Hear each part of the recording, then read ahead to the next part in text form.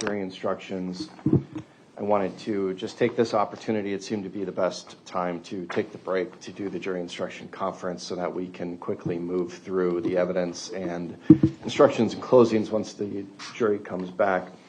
My clerk has provided an updated version of the jury instructions to the parties today. What I typically do is I go through the instructions up on the screen here. I'll go through each instruction. My clerk will put them up on the screen, and I will invite comments, but silence I interpret as acquiescence to the instructions as presented. So if they're fine, you don't need to say anything unless you have a comment or request something else. So, Madam Clerk, let's put the instructions up.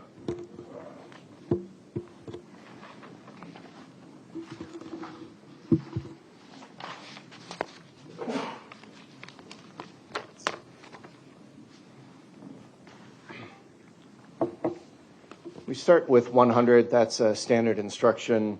Any issue with 100? None from the state. Okay, again, I'll take silence as acquiescence. Okay, fair enough. Let's go on to 110 then. I moved 110 up before the substantive instructions based on the first draft that went out. Madam Clerk, could we just make instruction 110 single space to make it consistent?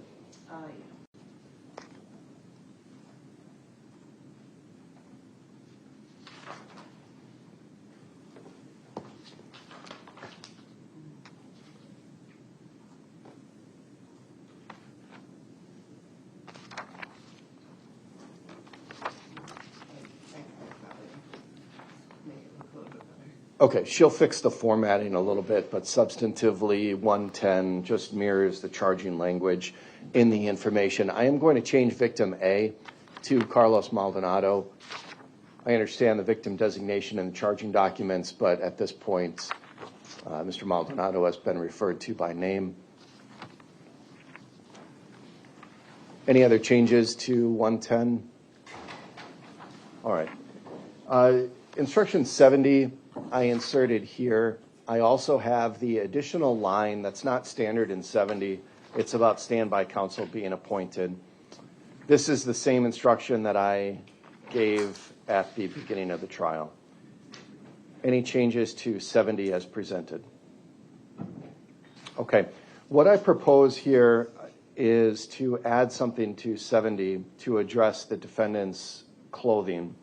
I know when the defendant first appeared in Jail Orange, I gave the instruction to the jury that they are not to consider his change in appearance and his change in clothing. I'm proposing something that's similar to instruction 314, which is to be given when the defendant is wearing a visible restraining device in the presence of jurors. It would simply be that a sentence is added to 70 saying the defendant has appeared in court wearing orange clothing. This must not be considered by you in any way and must not influence your verdict in any manner. What does the state think of that proposal? No objection, Your Honor. Mr. Lychwick, what do you think of that proposal? No objection. Okay, then we'll add that the defendant has appeared in court wearing orange clothing, period. I think I'll add, you must not infer anything from this.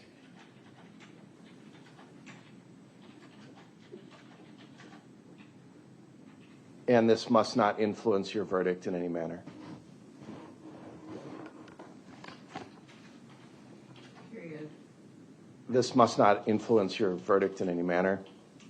And also change the spelling. I think you got infer now. INFER.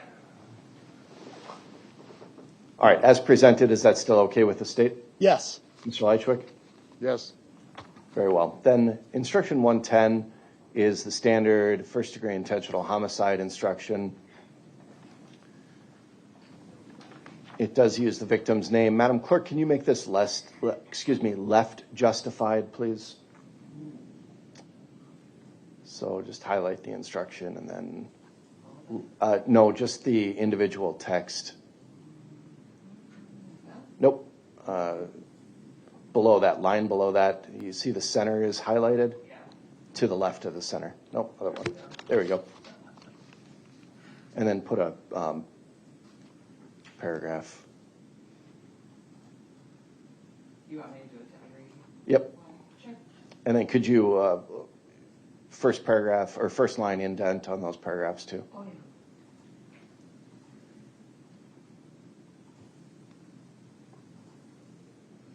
I think I copied and pasted from the PDF. Didn't work very well. Go back to that last paragraph, please. Okay, and then deciding about intent, we'll fix that.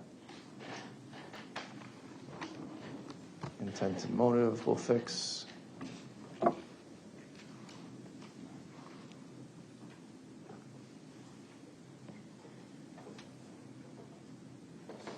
Any other changes to 110 or requests for any additional instructions from the state?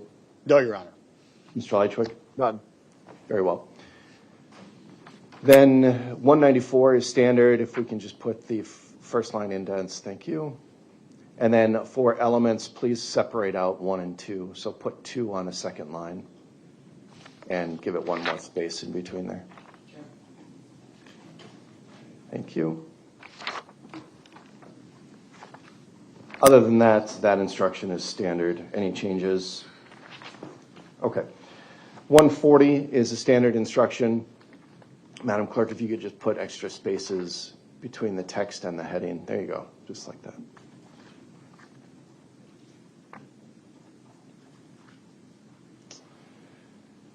.145 is standard.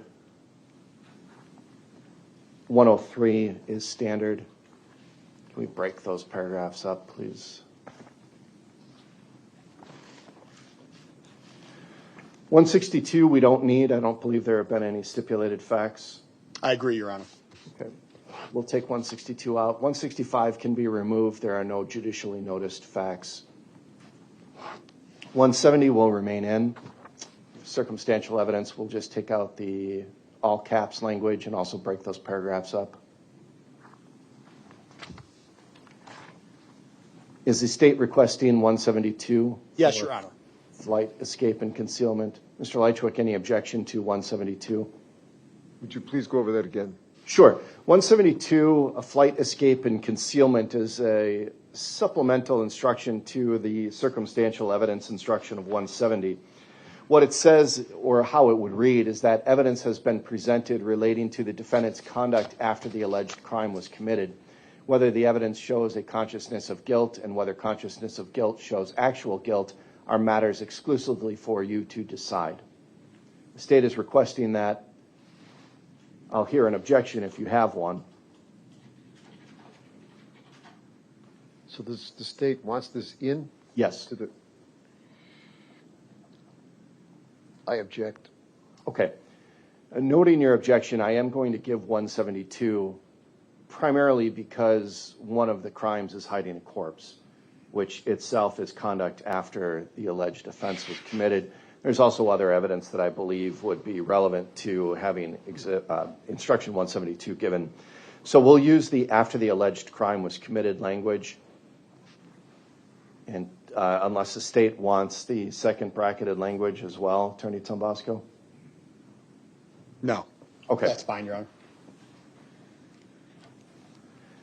175, is there a request from the state for 175 motive? Yes, Your Honor. I apologize for interrupting. Yes. That's fine. Mr. Lychwick, do you want 175 or do you have an objection to 175? That is the instruction dealing with motive and that it is not, I'm sorry? No objection. Okay, then we'll include 175. I think it's appropriate given the charge of first-degree intentional homicide and the mention of motive not being required and different from intent in the instruction itself. So we'll take out that those brackets. We'll leave that language in.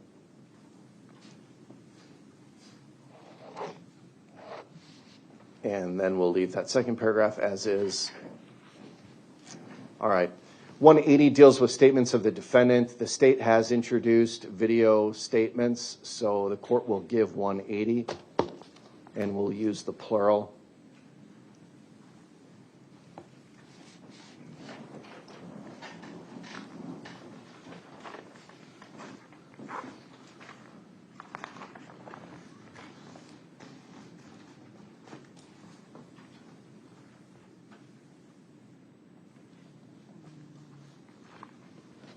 We do not need the optional statements about the lack of audio or visual recording because the only statements the state introduced were the recorded statements, I believe. Is that correct, Attorney Tombasco? Yes, that is correct, Your Honor. Okay. So we'll take that out and then continue with the final paragraph of that instruction.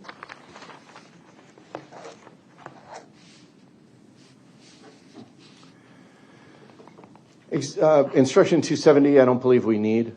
We can take that out. 157 will stay. I will modify 157 to say, right, remarks of the parties or parties. And then I'll say remarks of the parties are not evidence. Any objection to that change, Attorney Tombasco? No, agreed, Your Honor. Thank you. Mr. Lychwick? None, thank you. 154 is summary. The state did introduce that timeline, which would be a summary. So based upon that alone, the court will allow 154 to be read. 155 is standard for exhibits. 148, we did have objections and evidence received. We'll change objections of counsel to objections of parties.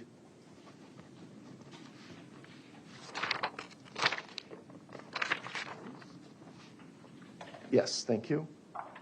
And then in the second paragraph, to by allowing testimony or other evidence to be received over the objection of parties, of the parties. 147 is standard for improper questions. The court did not allow some questions to be answered, so that will stay in. 150, I don't know that we had stricken testimony, but we had some stricken comments. Mm-hmm. Is I would there a agree. request from the state for 150 to stay in? Yes, I would. I don't know if we want to modify it to stricken statements rather than testimony, but I'd somehow. leave it as is, but Mr. Lychwick, do you have any input on 150?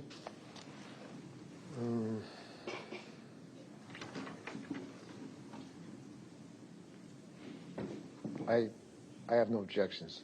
Okay, I'll leave 150 as is. 190, weight of evidence is standard. 195, juror knowledge is standard. 300, credibility of witnesses is standard. Could we just break those paragraphs up a little bit for ease of readability?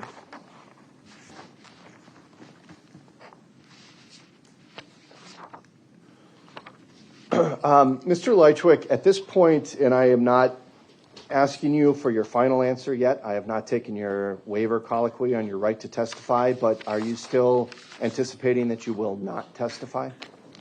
Yes, I am, Your Honor. Okay.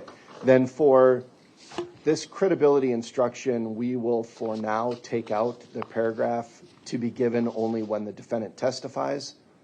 If, Mr. Lychwick, you change your mind about that, we can go back and modify this instruction. Then 315, Mr. Lychwick, if you do not testify, are you wanting 315 in there? It is an instruction to the jury that informs them of your constitutional right not to testify and that they must not consider your decision not to testify against you. I want that in there, please. Okay, then the court will give 315. We'll just break those two sentences up. 141, identification of the defendant. Judge, Attorney I think, Tombasco? yes, thank you, Judge. I think I think it should be removed now. The only area where it might have been an issue was on the trail cameras, but I think as Mr. Lychwick has acknowledged yesterday, he said it was him, so I don't think that there is an issue regarding identification. I ask that it be removed. Well, his statements that it was him are not evidence, and those would be regarding the statements of the parties that the court has instructed the jury not to consider. But still, I'm inclined to agree with the state. I think this instruction is more appropriate when there is an eyewitness to the crime who identifies the defendant as the one who committed the crime. Here, the only real question about identification was identifying the defendant on surveillance cameras and the trail cameras, which doesn't really get to the spirit of 141, I don't think. Mr. Lychwick, do you want instruction 141 to be given? I want it removed. Okay, then we'll remove 141. I don't think it's necessary in this case. Instruction 200, we have had testimony that could be considered expert testimony, so we'll leave 200 in. We'll just remove the word expert from that. And we can take out the optional paragraph at the end about conflicting expert testimony. We didn't have any of that. 201, opinion of a lay witness. Again, we'll take out non-expert in the title of that, but certain witnesses have been given the opportunity to offer an opinion based upon their experience, so my inclination is to leave 201 in. I don't know that we need to identify the specific witnesses who are allowed to give opinions. We could have it read, ordinarily, a witness may testify only about facts. However, in this case, witnesses were allowed to give opinions based on their experience. In determining the weight you give to this opinion, you should consider the witness's opportunity to observe, et cetera, et cetera. That way we're not highlighting any particular witness, but just acknowledging that certain witnesses have been able to give opinions. Attorney Tombasco, any thoughts on 201 as modified? No, Your Honor, I agree with the court's thought process. Mr. Lychwick, any opinion on 201 as modified? Not at this time, Your Honor. Okay, then we'll give it as written now. We did have hypotheticals, so the court will give 205, and we'll just remove the word expert.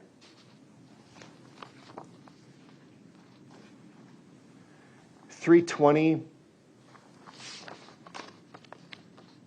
I don't know that we had prior inconsistent statements, so we can remove 320. Attorney Tombasco?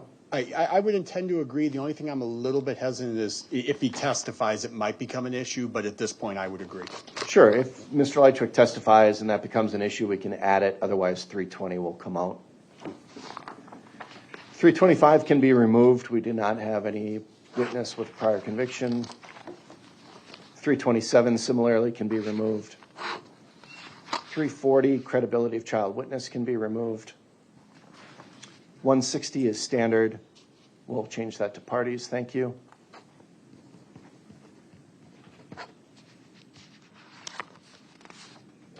And then 460 is standard. We can change counsel to parties in that instruction as well.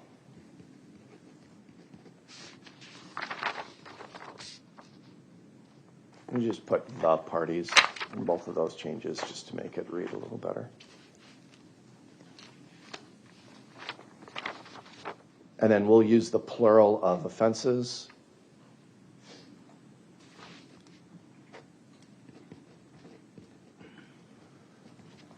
And then 480.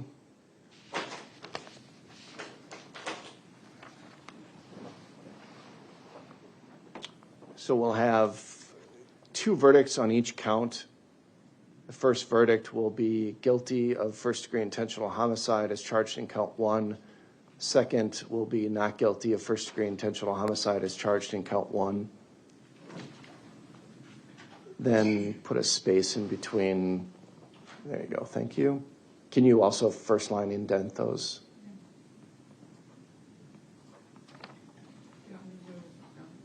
Yes, please. Thank you. Then similarly, we have guilty of hiding a corpse and not guilty of hiding a corpse as charged in count 2. Otherwise, that instruction is pretty standard, and then our verdict forms will mirror that language. Then 515 is standard instruction. Excuse me, Your Honor. Yes, sir. Could I have 480 reworded for reversing this to one reading, we the jury find the defendant, myself, not guilty, before guilty is placed in the text? Any objection from the state? That's fine, Your Honor. Okay, the court will make that change. And then, Mr. Lychwick, what I will do is when the physical verdict forms are presented to the jury, I'll have not guilty on top and then guilty on the bottom. Thank you very much, Your Honor. Thank you to prosecution. So 515 is standard then, and then we have the closing instructions, which we will handle when the time comes.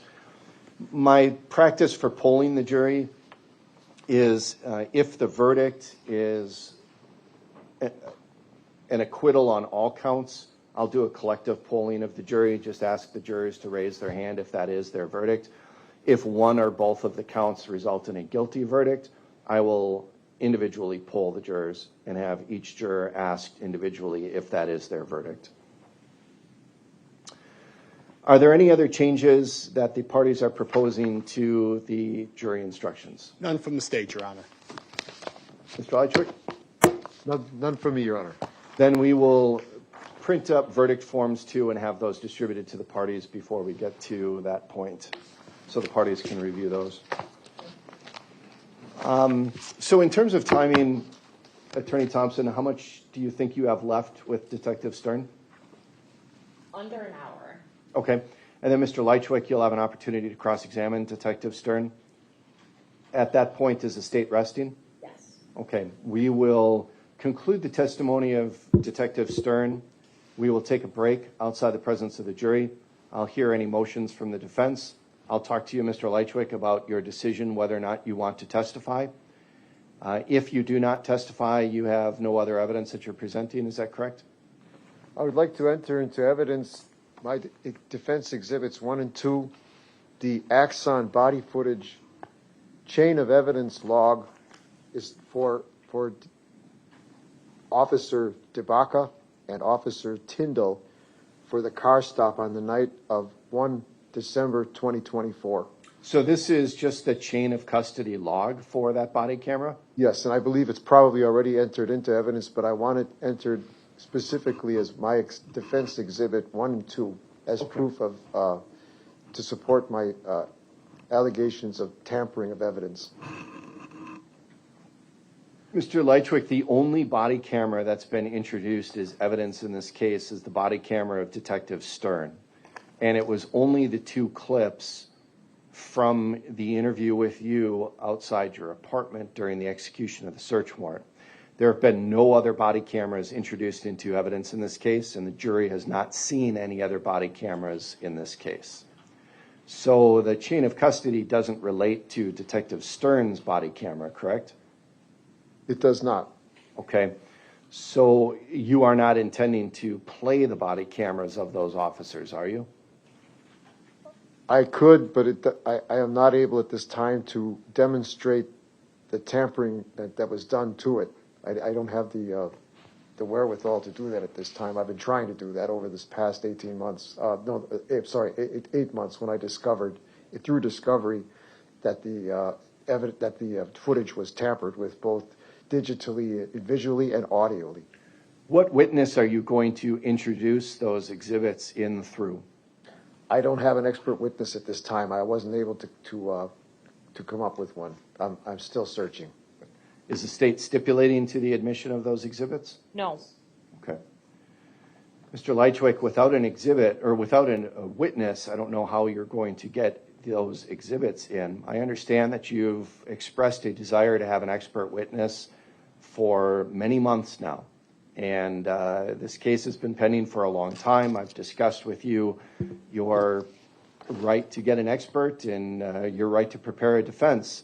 But the trial was this week, and if you are without an expert witness for that, there's not much you're going to be able to do to get that evidence in and get the allegations in that I think you want to get in. What I will let you do, Mr. Lychwick, is this. When it comes time for, or when we're done with the state's case, when we take that break outside the presence of the jury, what I will allow you to do is provide an offer of proof to the court, and that would become part of the court record. So what it is essentially the testimony that you believe you would have been able to get in had you had an expert witness in this case. Okay? I'll allow you to make that record. I'll take your exhibits. as part of your offer of proof, but that would be just for the court record. It's not something that the jury would hear because you don't have the witness to testify about that. So for purposes of appeal, if you want to appeal this case, if you are convicted, your offer of proof would at least be part of the record then. At this point, it sounds somewhat fair, Your Honor. Okay. Well, we'll take that up again when we take the break at this close of the case. The close of the state's case. All right, thank you, Your Honor. Mr. Lychwick, then if you do not testify and if you do not have any evidence, would you like to formally rest in front of the jury where you say the defense rests, or would you like me to do that on your behalf?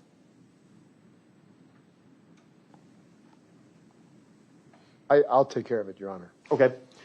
Then the only other thing I want to go over with the parties here before we bring the jury in are the exhibits. Again, I want to update what my record is of the exhibits and confer with the parties. Attorney Thompson, do you anticipate having more exhibits? Yes. Okay, that's fine. We'll do a final count later. Right now, what I have is in and published exhibits 1 through 50, and that includes 1A, 1B, 1C, 28A, 34A, 41A. I'm going to do these in batches of 50 because that's how I have my list organized. Is that correct from the state? Yes. And Mr. Lychwick? I'm not exactly sure, I'm sorry, where we are, what we're discussing here. Sure, we're discussing the exhibits. I just want to summarize the exhibits that have already been received and published to the jury. So my records show that 1 through 50 plus all of the sub-exhibits with diagrams and markings, 1 through 50 have all been received and published to the jury. And I believe I objected to all those already anyway. I think you have, and they have been introduced over your objections. So your objections noted. Right. My clerk informed me that we had a problem with 1B. That was the aerial photograph with the markings of Miss Nelson. The system indicated that 1B was captured with Ms. Nelson's markings, and my clerk got the notification that it was captured, but it, for whatever reason, did not save. So unfortunately, we do not have 1B saved in evidence. Now, is 1B the aerial photograph of the top of the hill or at the point where the decedent's body was discovered? Exhibit 1 was the Google map of the apartment complex and the surrounding area. 1B was the same Google map with Nichelle Nelson's markings for, I think she placed 2 markings on there. One was a line, one was a small circle. We lost the capture of her markings on that exhibit. So this is separate from the exhibit where I asked the witness to put what was really a dot over the spot where the decedent's body was discovered, proving that it was in that location. This is not having to do with that exhibit, right? Judge, would it be helpful if I pulled up Exhibit 1? Sure. That would help, thank you.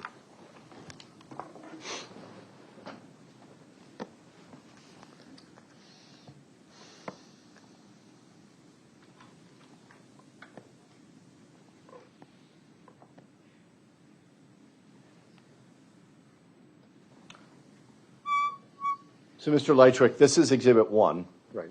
And then Exhibit 1B was this same exhibit, but with Ms. Nelson's markings for, let me review my notes here. I'll tell you.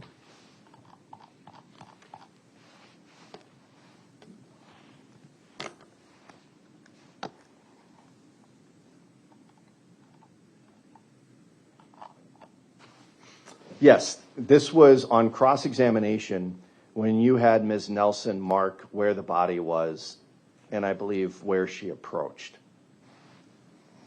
That is a very important exhibit to my case, Your Honor. I think we should maybe ask her to place her markings there again for the jury to see, to make sure that there is no doubt.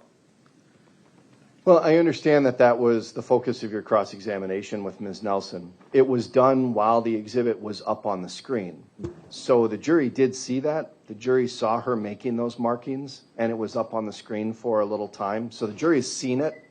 It would just be a matter of if the jury requests to view Exhibit 1B again, they would not have that available for their viewing.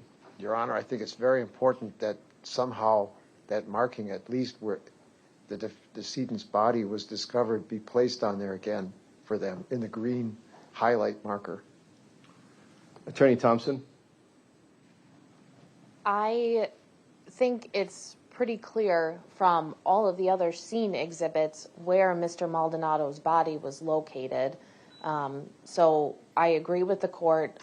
The jury, just like they have to rely on their collective memories about individual witnesses' testimony because they're not getting transcripts, this would be a similar scenario where they have to rely on their collective memory about the specific markings on 1B, but I think there are other exhibits in which we could get that information from. Mr. Lychwick, I tend to agree with the state. I don't think there's much dispute in where this body was. We've seen multiple photographs of the actual location of the body. So the witness's drawing of where she remembers the body is less probative than all of the other exhibits that show exactly where the body was located. Furthermore, as I said, the jury already saw Ms. Nelson place those markings on Exhibit 1, and that was done while the exhibit was up on the screen. So they can rely on their memory of where she made the dot on the exhibit. So unfortunately, it's just not available. It's a glitch in the system.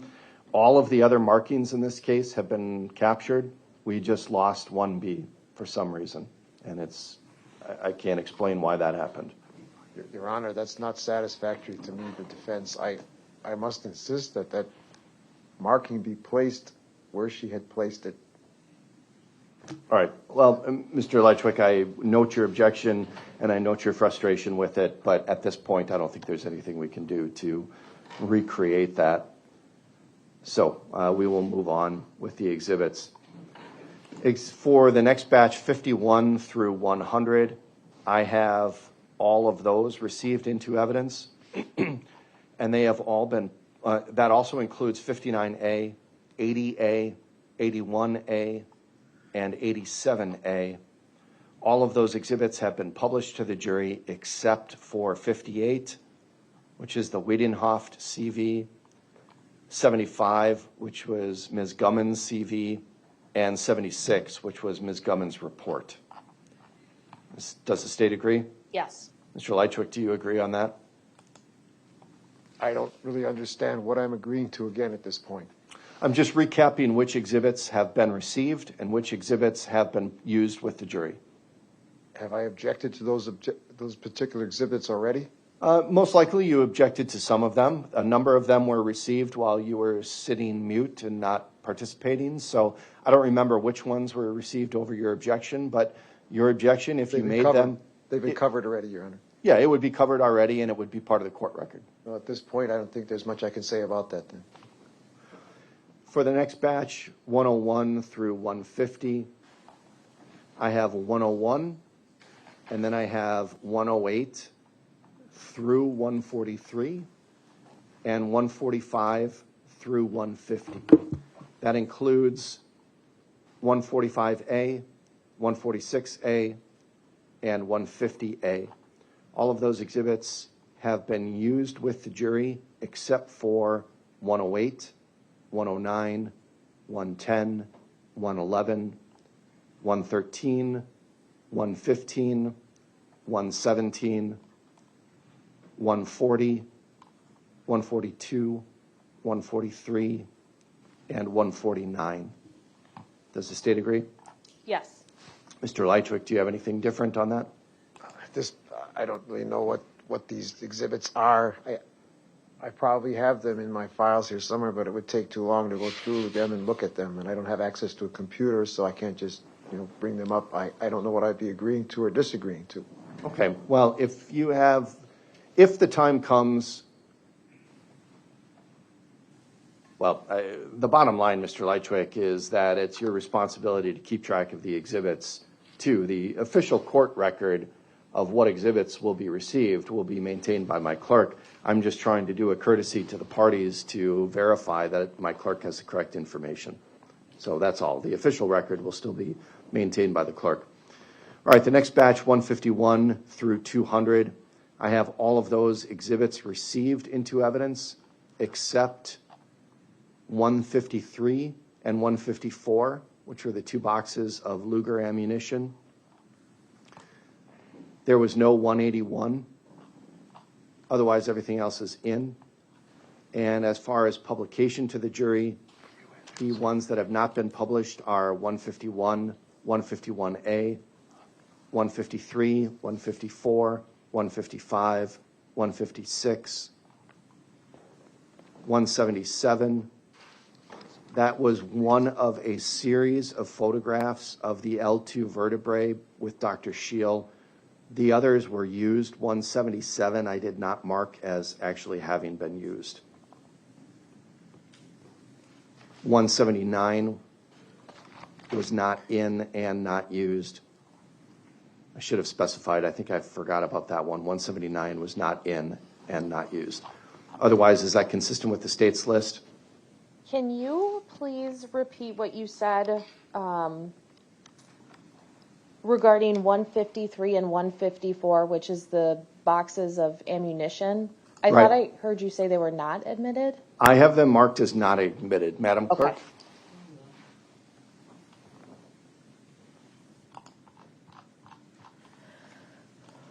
I don't have note of either one of those. Okay. I know they were referred to. I just don't believe the state has moved those in yet. Okay. Mr. Lychwick, is that consistent with your recollection or your memory? Well, I would definitely object to their being admitted. Sure, the state hasn't moved yet. I was just asking if the overall list was consistent with your notes or memory. Then the final batch after 201, I have 201 through 212, all admitted and published, and 215 through 219 admitted and published. Is that consistent with the state? Yes. Mr. Lychwick? I wouldn't know what to say at this point with that, Your Honor. Understand. Very well. Anything else we need to take up before we bring the jury back? Yes. I have a question for the court. Exhibit 213, which is one I intend to use with Detective Stern, that is a recorded video call of the defendant in the Waukesha County Jail with another individual. Now, he has told the jury, and the jury can see at least that he is in orange, and in this video he will be in orange. It shows him coming out of his cell to start this conversation. So how I intended to try to mitigate is to ask Detective Stern, did you watch a recorded video call between Mr. Lychwick and another individual on June 10th of 2025 and not reference jail? I'm playing a portion of it where you do not see him coming out of the cell. It's towards the end of the conversation. I don't know if the court has any other way in which you want me to continue or additionally try to mitigate, but it's a video call, and that was the best that I could come up with to not draw attention to that fact and instead focus on the words of Mr. Lychwick. Has that video been provided to the defense? Yes. Is it possible to play the video without, or play the file without the video and have it just audio? That would be fine. When I publish to the jury and when I play it, we can just take it off of the screen so that maybe we can see it here at council table. But that... The audio would still be going? That would be the easiest way to do that, and then it can be characterized as a call, or you can characterize it as a video call, Okay. however you want to, just not reference jail, and then the audio will be played to the jury. Okay, I can do that. Thank you. Mr. Lychwick, does that proposal sound appropriate? It does, but I would like to object. I haven't had a chance to object to the introduction of that piece of material into the prosecution's evidence against me, as that video call was a conversation between myself and, at the time, my power of attorney, Alan D. Fisher. He was my power of attorney. It was a private call, Your Honor. Detective Stern had no right to interfere with that, to snoop into that call. Attorney Thompson, who is the call with? It is with Mr. Fisher, but I'm not aware of any kind of power of attorney. I have paperwork to that effect, Your Honor. I have a draft copy. I don't have access to a Xerox machine here, so I have copies of the draft copy of his contract being my power of attorney, and Mr. Fisher has returned that upon expiration of it. He has returned it, and it is sitting in my mail being held for me at the Waukesha Post Office at 600 Broadway. What do you have in your possession, a draft contract? The draft of the actual contract with Mr. Fisher being my power of attorney. When did you enter into that contractual relationship with him? I believe it was the later part of the mid portion of the year 2025, probably around March of 2025. And he remained my power of attorney, I think, until October of that year when it expired. Was the nature of the discussion in this conversation legal matters or anything related Yes, it was. to power? Hang on. Or anything related to representation or anything within the purview of a power of attorney, Attorney Thompson? Well, I'm not sure what the nature of this power of attorney is, whether it's medical or financial, but the nature of this conversation is that this individual confronts Mr. Lychwick with what the evidence says was recovered from his vehicle during the search, and then Mr. Lychwick responds, he doesn't know anything about that gun. He's never seen that gun before. It's inaccurate that it was a Luger that was used to murder Mr. Maldonado. And he also is asked about the items he removed from his storage unit to place in his trunk that where we eventually found the firearm. And Mr. Lychwick acknowledges that those are his war bags and that he lists items that we actually did recover in those bags. So it shows his knowledge of the bags. And what I would argue in closing is that conveniently, that's the one item in the bags that he claims to have no knowledge about, but everything else in those bags he knows about. So it's relevant specifically to this case, but they're not talking about legal theory in this section. If the court would like to have an in-camera review, I can certainly do that. I have the timestamps, but this is specifically related to his acknowledgement of his war bags and the firearm recovered. Mr. Lychwick, what was the nature of your relationship with this individual in terms of power of attorney? Was this for health care, financial, or what? It was for everything, Your Honor. He was looking after my interests. He had my life in his hands. I had no one else outside helping me at the time. He was my de facto legal presence outside. He was trying to help me legally as well, find legal representation. He had right to know about this case. He was curious as to, he had looked up, with my permission, the criminal complaint and studied it over, and he was wondering what was in these bags that they were writing up, having taken out of the trunk of my car. And I unashamedly apprised my power of attorney what was in there. And it was, again, I stressed this was a private call between me and my power of attorney. Well, Mr. Lychwick, what did the contract say? Was it a financial power of attorney? Was it a healthcare power of attorney? It didn't specify. It specifies he is my power of attorney. This is a testimonial that you are my power of attorney. I don't believe I have it with me. It's in another file, but I can bring it for the court. I can access it for the court. Is it in your materials in your cell? It's in my materials in my cell. I just can't. It's one of my files in there. Attorney Galaviz, do you have any knowledge of the power of attorney and what it would encompass? No, sir. I've communicated with Mr. Fisher, and he represented that he was Mr. Lychwick's power power of attorney.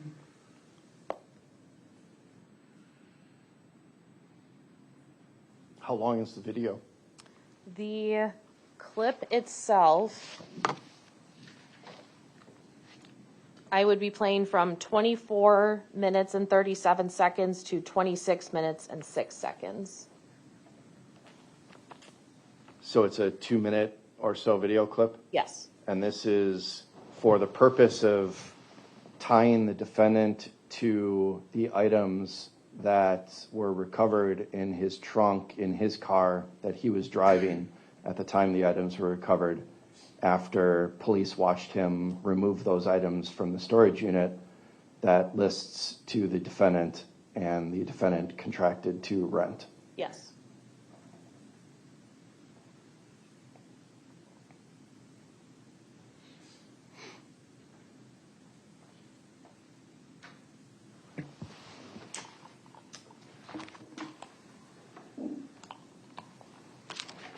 All right, I'll have to take a look at it. I'm going to take a look at privilege as well.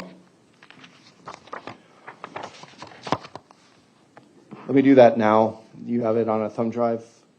I do, yes. What exhibit would this be?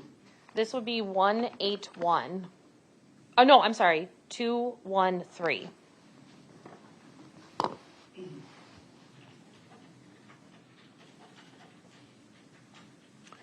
While the court is reviewing that, Mr. Lychwick, would you be able to find the contract that you have in your materials? If I could have access to my other files, I'm sure I could locate it, Your Honor. They're in your cell? You know what? I just might have it with me because this file contains my attorney. All right, why don't you take a look at your My materials? attorney-related business. It might, but then I might have filed it with. Let me check here, Your Honor, please. And the state, let me check. I might have it. I just might have it here. This is my attorney sub-file. But I may have.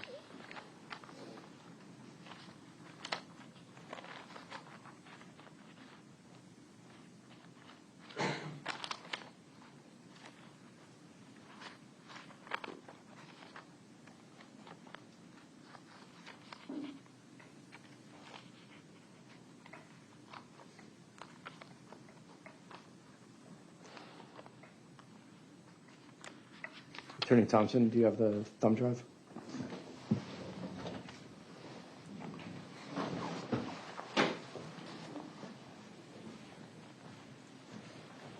All right, we'll take a short break. I'm going to review this. What was the timestamp again, Attorney Thompson? 24 minutes and 37 seconds through 26 minutes and 6 seconds. And is it labeled as Exhibit 213 on here? Yes, it is. Okay, Mr. Lychwick, while I'm reviewing this, you can go through your documents. We'll stand in recess.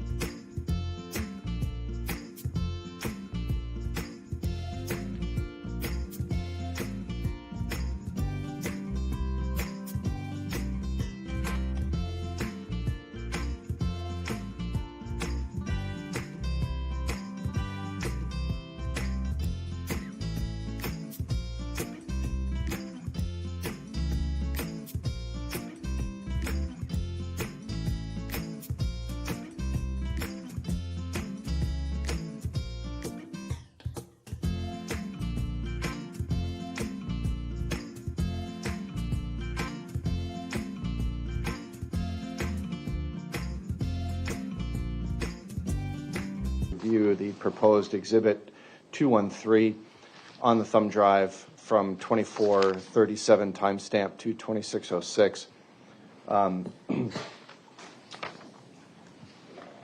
The court also notes that Mr. Lychwick was able to produce a 4-page document, both sides, that my clerk has copied and will be made part of the court file. A copy has been provided to the state as well.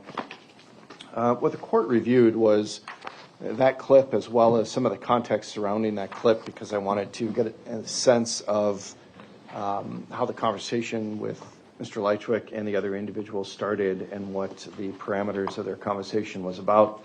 The court does note that at a couple of times before the proposed Exhibit 213, particularly at 8 minutes and 55 seconds of the video, Mr. Lychwick makes reference to trying to pay this other individual and pay his expenses. And it's clear that the other individual had already looked into Mr. Lychwick's car situation. The individual was at the defendant's apartment, and that the individual had access to Mr. Lychwick's mail and bills and knew Mr. Lychwick's utility balance and other things like that. I briefly reviewed the contract, which is titled a draft power of attorney.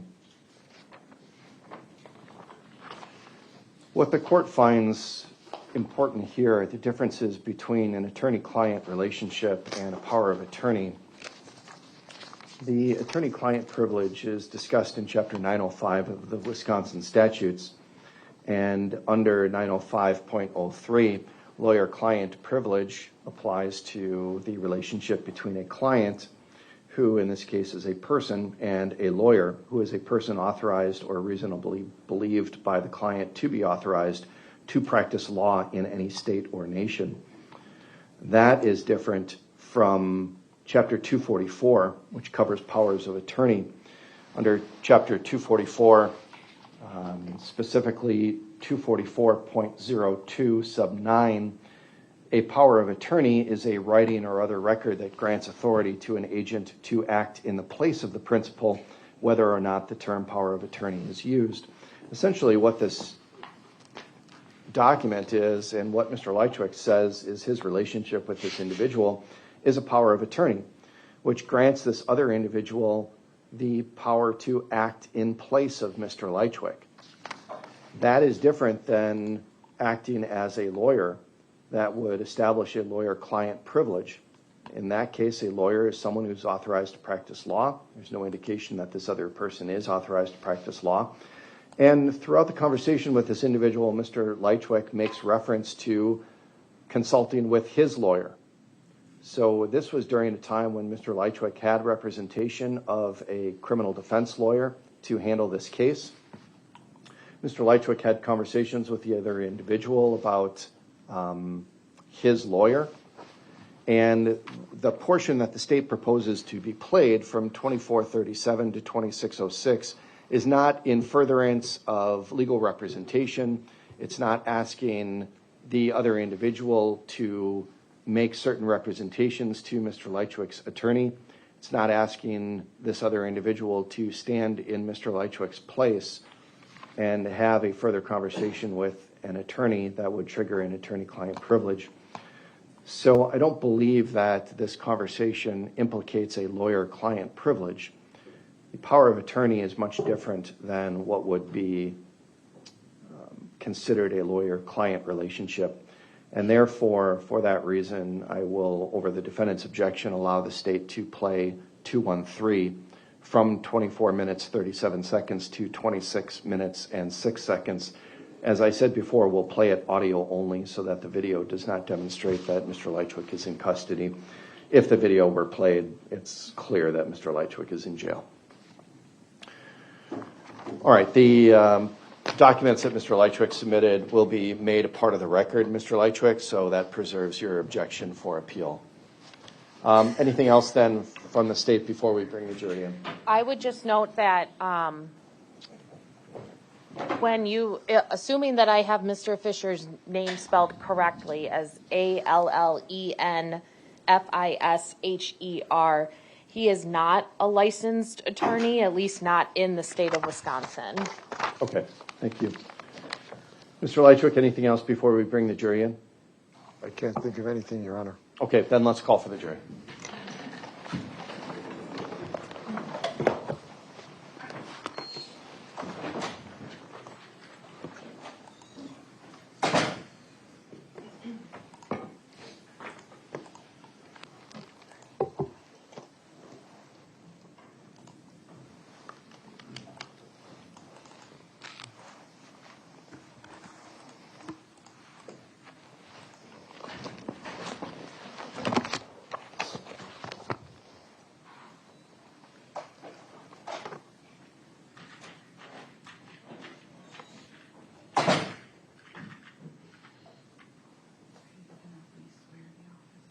Yeah, we'll re-swear him today.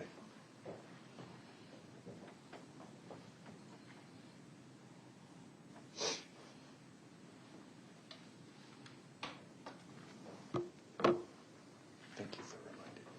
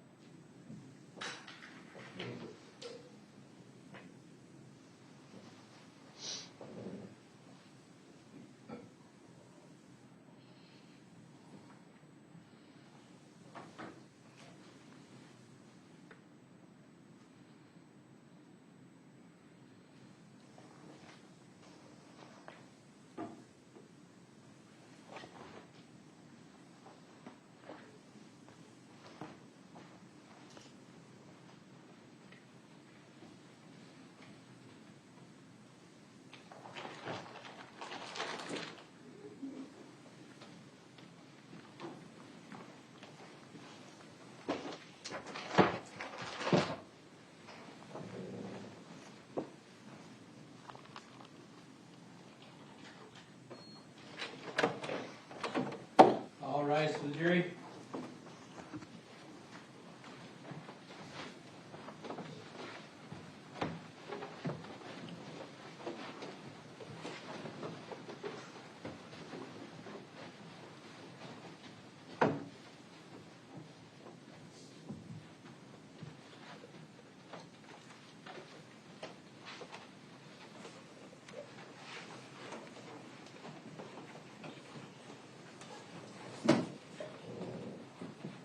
Thank you. You may be seated.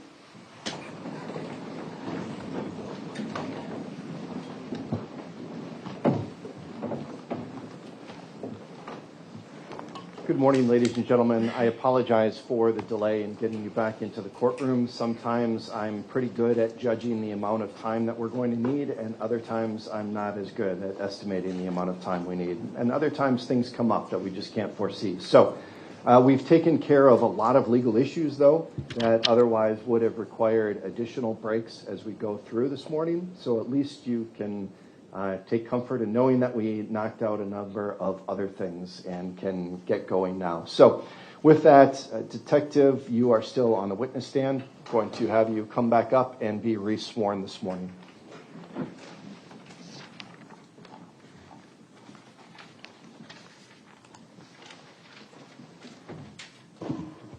Do you swear that the testimony you're about to give in this matter before the court shall be the truth, the whole truth, and nothing but the truth, so help you God? I do. Attorney Thompson, you may proceed. Thank you. Detective Stern, there are a couple areas that I'd like to circle back on with you before I finish where we left off yesterday. In front of you on the witness stand, do you see exhibits 153 and 154? Yes. And can you remind us what those exhibits are? These are boxes of 9mm ammunition that was located in the trunk of Mr. Lychwick's vehicle. Was that as a result of the search warrant that was executed on December 2nd of 2024? Correct. I would move exhibits 153 and 154 into evidence. Mr. Lychwick, any objection to the admission of 153 and 154? I object. Okay. Over the objection, the evidence will be received. Now, Detective Stern, we also talked yesterday about the grid search that was performed the day after Moxie went through the property at 1512 East North. Do you recall that topic Yeah. of your testimony? Yes. And you were referencing divots that you observed at the top of the hill in the area of one of Moxie's trained final responses. Do you recall that as well? Yes. Do you remember approximately what time on November 20th you and your other officers went back to this property to actually conduct this grid search? I don't recall the exact time. I would estimate it around 10 to 11 a.m. Was it light out or dark out? It was light out. Okay. Now, was Specialist Schmidt taking photographs during this grid search? Yes. Madam Clerk, can you turn on the screen, please, for the witness only?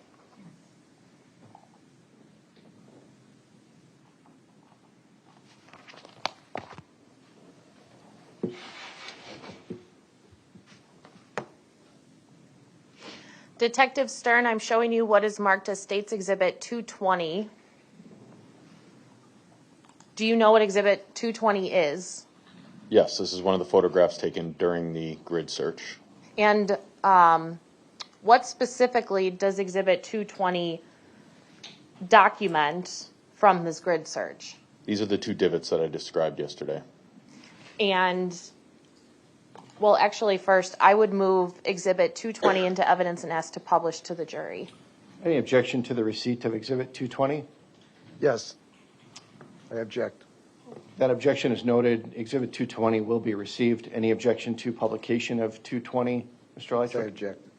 All right, and again, Exhibit 220 will be allowed to be published. Now, first on your screen, Detective Stern, I'm showing you what has previously been admitted and published to the jury as Exhibit 87. Can you remind us what is in Exhibit 87? This is what we've been referring to as the top of the hill, the far back portion of the property at 1512 East North Street. And that further back where you see the more of the green coming up, that was the area that we discussed the final train response from K9 Moxie. And if we look at Exhibit 220, can you circle for me where you see these divots that you're talking about?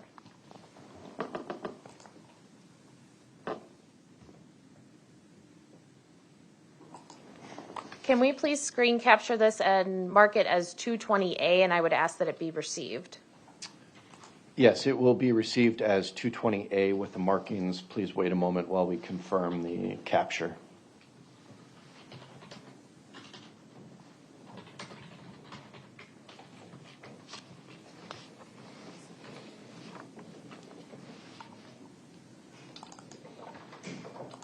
I have it.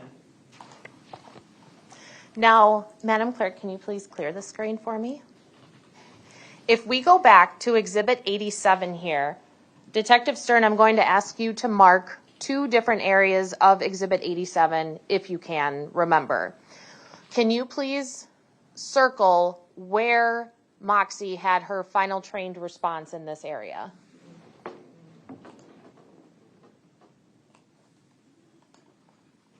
And then can you also circle or put an X where these divots are that we just saw in Exhibit 220?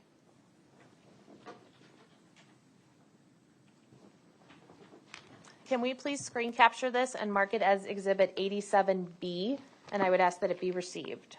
It will be received as 87B, just to clarify the record. Then the first markings that the detective put include the green arrow, which is simply a product of touching the screen, and then the green line right above the arrow.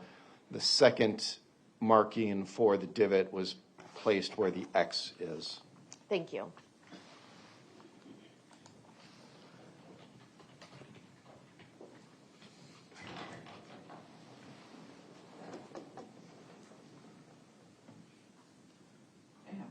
Thank you. Now, Detective Stern, on November 20th, when you and your fellow officers were conducting this grid search,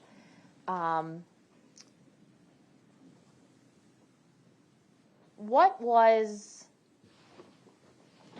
sorry, I'm trying to think of how exactly I'd like to ask this. Strike that. When you and your fellow officers are conducting this grid search, is it easy or difficult or something else to hear each other? It was difficult to hear up there. That was one of the biggest notices I noted, one of the things that we noted the most. This was the most amount of time we spent up there based on the methodical grid search that we were doing that day. We noted that you can't really see the road from there, and with the traffic noise during the daytime and some wind that was coming through, we were having difficulty hearing each other while we were speaking to each other. And we were speaking about that as we were conducting this grid search. Now, how far away are you guys from each other when you're conducting this grid search? I mean, as we're doing the grid search, if one person's working on one square and one person's working on the other, we're about 3 to 5 feet away from each other. And approximately how wide were these squares? Approximately 3 feet by 5 feet. So, am I understanding correctly that it was difficult to hear each other even though you're only 5 feet away from each other? That was what we noted. Now, we left off yesterday talking about Mr. Lychwick's arrest on December 6th of 2024. Do you recall leaving off at that topic? Yes. Now, on December 6th of 2024, after he's arrested, is he brought back to the police department? Yes, he was.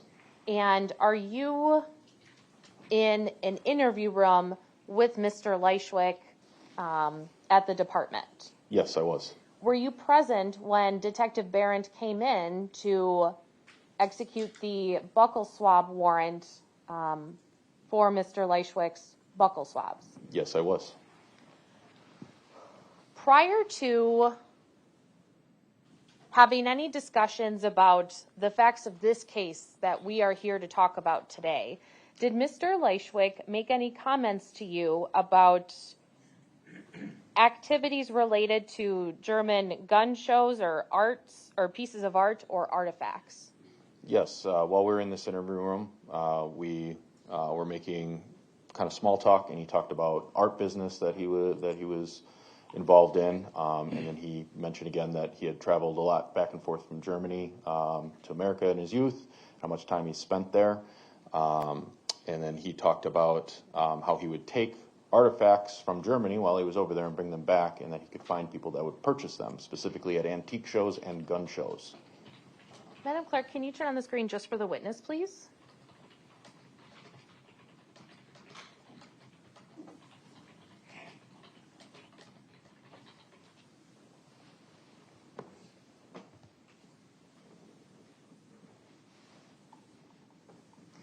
Detective Stern, when I say an interview room at the City of Waukesha Police Department, are those rooms equipped with audio and visual recording devices? Yes, they are.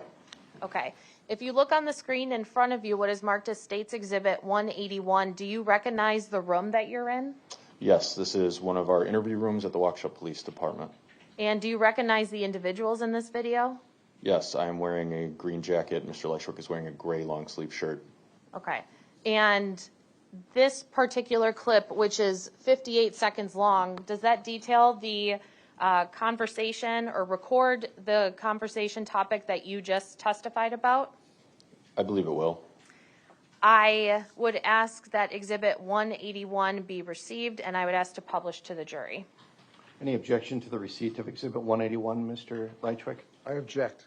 Okay, over the objection, it is received. Any objection to the publication? I object. Over the objection, it may be played with the jury.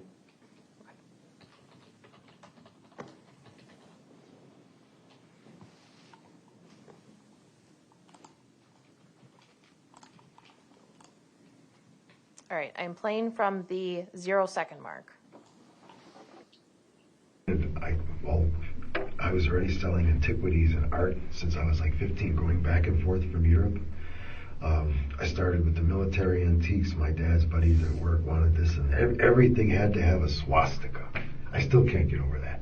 Really? Everything had to have a swastika with these people. I mean, the American collectors, everything, they want this Nazi garbage left over. And there was plenty of it left over in Europe. Right. And I was getting it for nothing over there, and I was bringing it back here, and I was making tons of money. And I was laughing at these people, you know, moth-eaten uniforms and flags, and these guys were almost fighting each other at the gun. I was selling them at gun shows. Yeah. And you had all these different types of people there at the gun shows. There's some crazy. Yeah. Some crazy people at the gun shows. I'm telling you, I remember a lot of the gun shows I went to in Milwaukee, and the Milwaukee County tactical squad guys would be walking through checking for illegal stuff. Now, on I'm sorry, strike that. Now, the one thing I was going to ask you about the buccal swab is, during your research into Mr. Lychwick, were you able to determine if he had an identical twin? He does not have an identical twin. Did you talk earlier about how he had a younger brother? Yes, he does have a younger brother. Okay. Now, did there come a time where you reviewed a recording that involved Mr. Lychwick and another individual on June 10th of 2025? Yes. And during that recording, was there a part where Mr. Lychwick referenced war bags? Yes. Okay. Can you give the jury a general overview of that particular part of that recording? Yes. During that recording, the individual asked him some questions about information that had been made public post the preliminary hearing. And he then basically discusses what was found in his vehicle. And he describes them as my war bags. He also accurately describes some of the things that were in the bags that we had located from the search, indicating to me that he knew about these bags and that these were his. They were not anybody else's. I object. What's your objection, sir? The prosecution here has their witness inferring that the term war bags is sinister. But as an Air Force veteran, the detective knows that the bags we carried our equipment in were called war bags. Mr. Lychwick, your objection is noted. The jury can draw appropriate inferences from the evidence. It's their determination to make. So the objection is overruled, and as far as it relates to the admission of the defendant or the detective's testimony.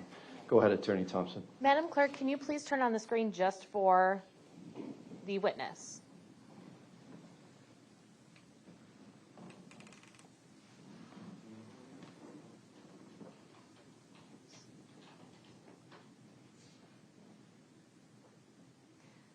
Detective Stern, up on the screen in front of you momentarily will be State's Exhibit 213. Do you see that exhibit? Yes. And is this the recording that you listened to from June 10th of 2025 involving Mr. Lychwick? Yes.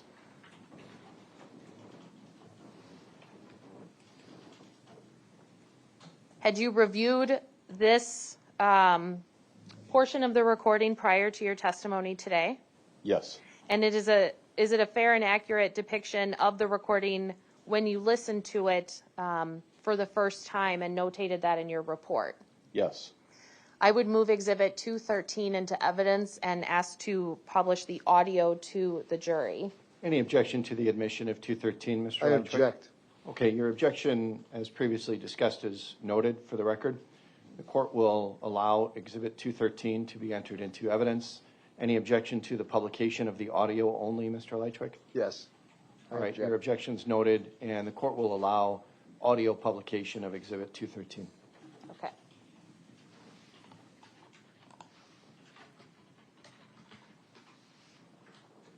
I am starting at 24 minutes and 37 seconds.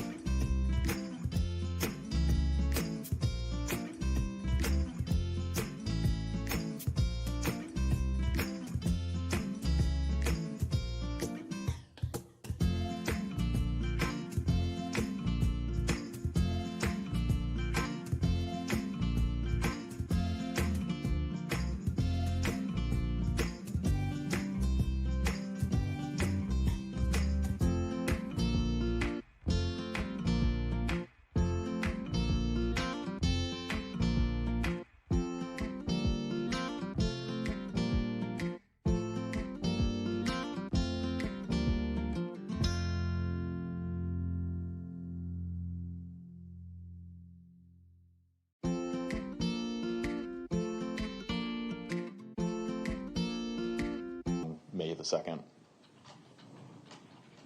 Now, if we continue scrolling on page 5 now of Exhibit 214, is this the article that we saw was visited regarding carcass movement? Yes.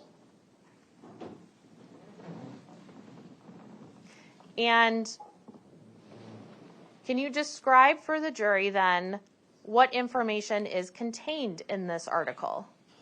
Yeah, this article is talking about CWD, or I believe it's chronic wasting disease, with deer, moose, elk.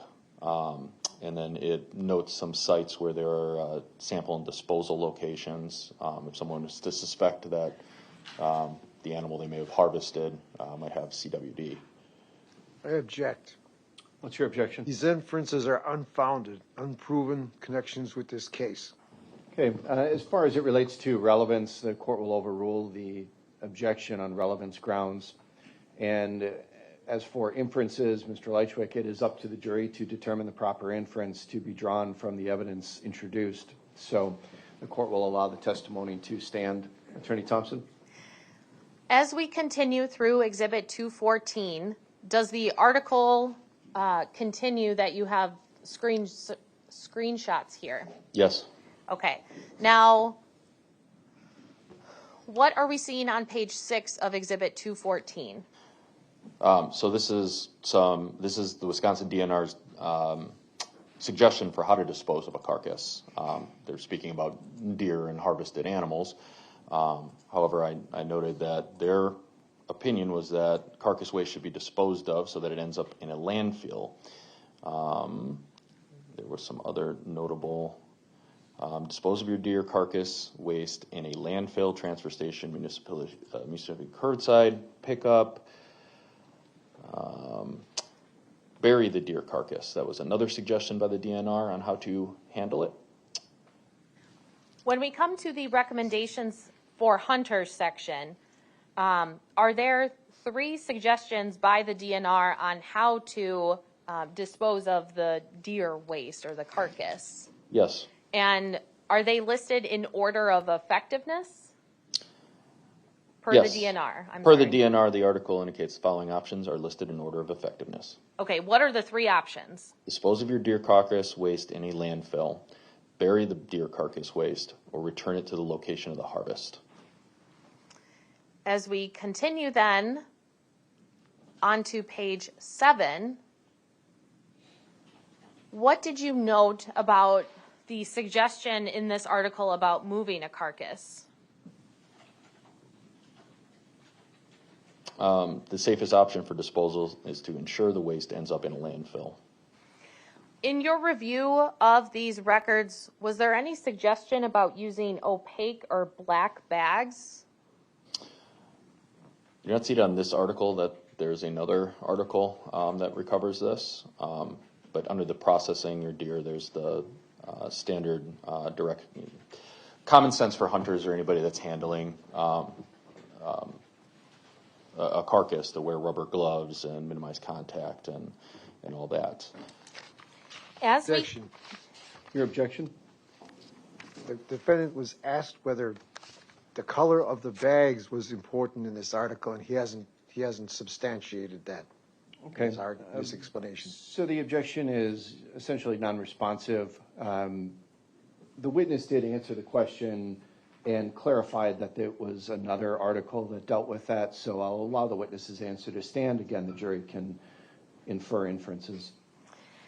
as we continue through and finish the DNR article, at the bottom of page 7 of Exhibit 214, is there a notation for another website that is visited?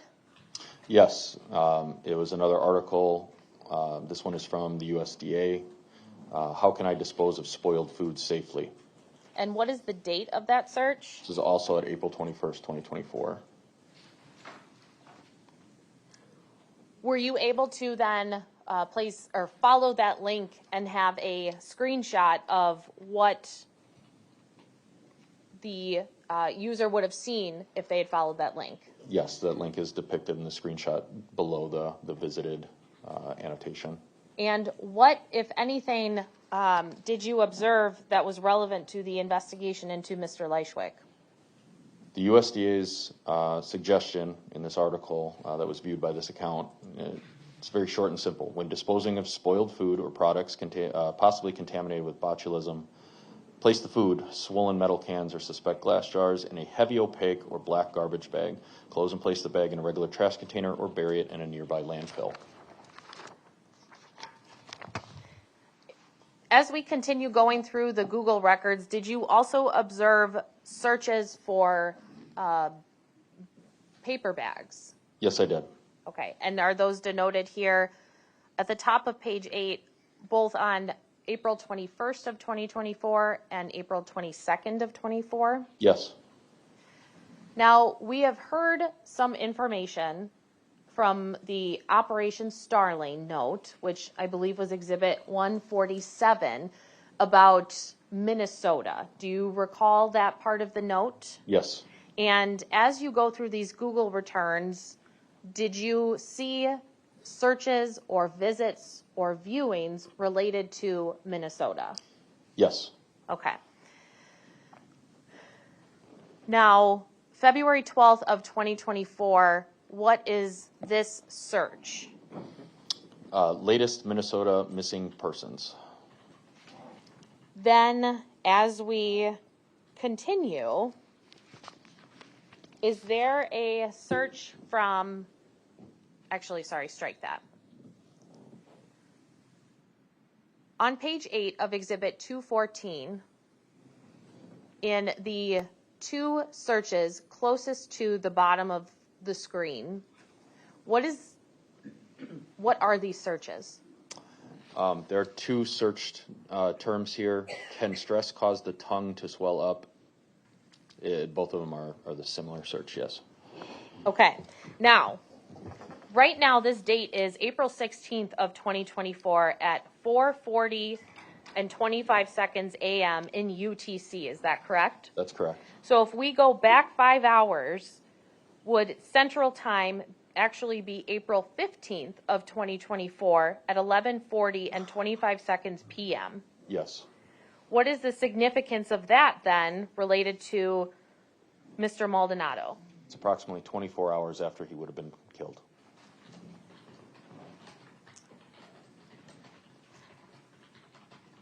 The next. Objection. What's your objection, Mr. Lychwick?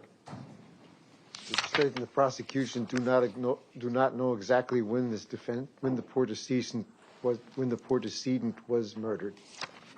Okay, Mr. Lychwick, that is an inference that the jury can draw, and they can assign the proper weight to the evidence as they see fit. The witness's testimony will be allowed to stand. Attorney Thompson, you may continue. This next search after the stress question, what is that search for and what date was that? On May 20th, 2024, there was a search for ACLU, which I believe is the American Civil Liberties Union, for police surveillance. And approximately how much time is in between this search and the day that Mr. Maldonado was killed? Approximately 4 to 5 weeks. As we continue to page... Objection. Your objection? What exactly does that have to do with this case? Relevance. Okay, the relevance objection is overruled. Attorney Thompson? Moving to page 9 of Exhibit 214, what was visited by Mr. Lychwick? He visited basically the link is still twitter.com, but it was specifically Brett Lemoyne, who is a local reporter, and a Twitter post. And if we, what's the date? It's October 31st, 2024, 1:29 a.m. in UTC. So if we subtract 5 hours from that time, what would be the central time, date, and time of this visited action? I am no good at math, but it's late night on October the 30th. And did you follow this link to find this particular, or to see what the post was? Yes, I did. And is this a screenshot of what you saw when you followed the link? Yes. Now, what is the next viewed item that you could see? The City of Waukesha Police Department. And if we subtract from UTC time, that would be approximately 9:25 p.m. on October 30th. Is that fair? Yes.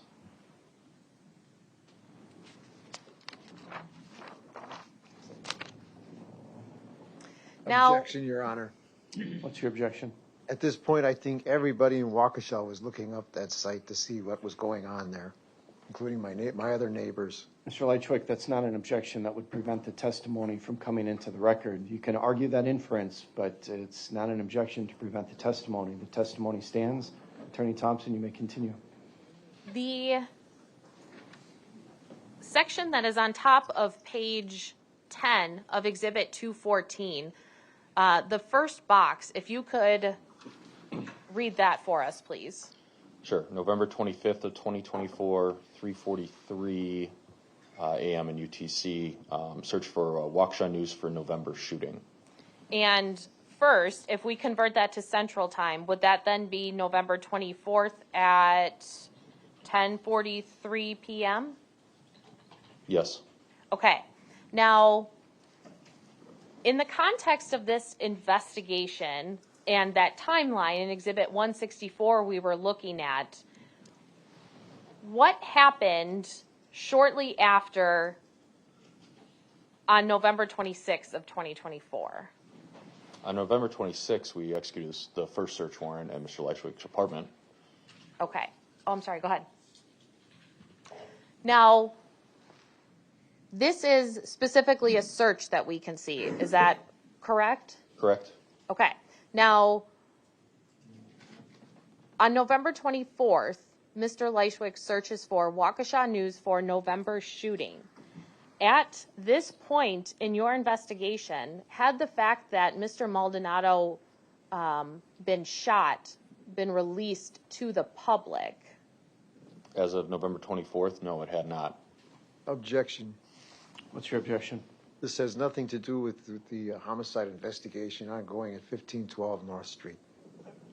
Mr. Lychwick, your objection on relevance is overruled. The testimony will stand. Attorney Thompson, you can continue. The next box that we see here on page 10 of Exhibit 214, what was visited? It was a news article entitled "Officers Find Body Wrapped in Tarp Near Frame Park in Waukesha." And again, in converting this, would that have been November 24th of 2024 at approximately 10:53 p.m.? Yes. Did you then follow this link to the article that was visited? Yes. Okay. In looking at this particular article, can you see when the original posted date was? Yes, October 31st, 2024. Okay. And now Mr. Lychwick is searching for this on November 24th of 2024. Is that correct? Correct.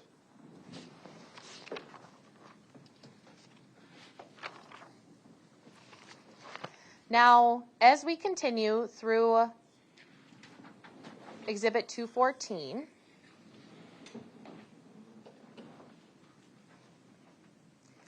did you then see at the bottom of page 11 any search terms from January 9th and 12th of 2024 that had relevance to you? Yes, the weather in Sturgeon Lake, Minnesota. Objection. Your objection, Mr. Lychwick? What does that have to do with this case? That's my private life. Mr. Lychwick, that objection on relevance grounds is overruled. The jury can draw its own inferences from the testimony. Testimony stands. Attorney Thompson? As we continue through the last page of Exhibit 214, are there additional searches related to an individual listed on the Operation Starling note? Yes, searches for Raven Tanya Frederick with other various qualifiers behind him. When we reviewed, and let me know if you'd like to see Exhibit 147, but when we looked at Exhibit 147, Do you recall seeing anything related to obstacles or potential obstacles to that operation? Yes.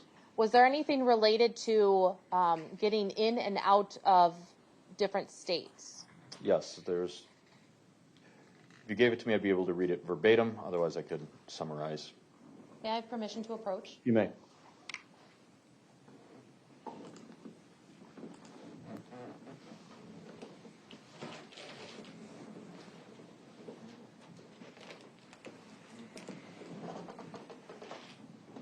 Okay.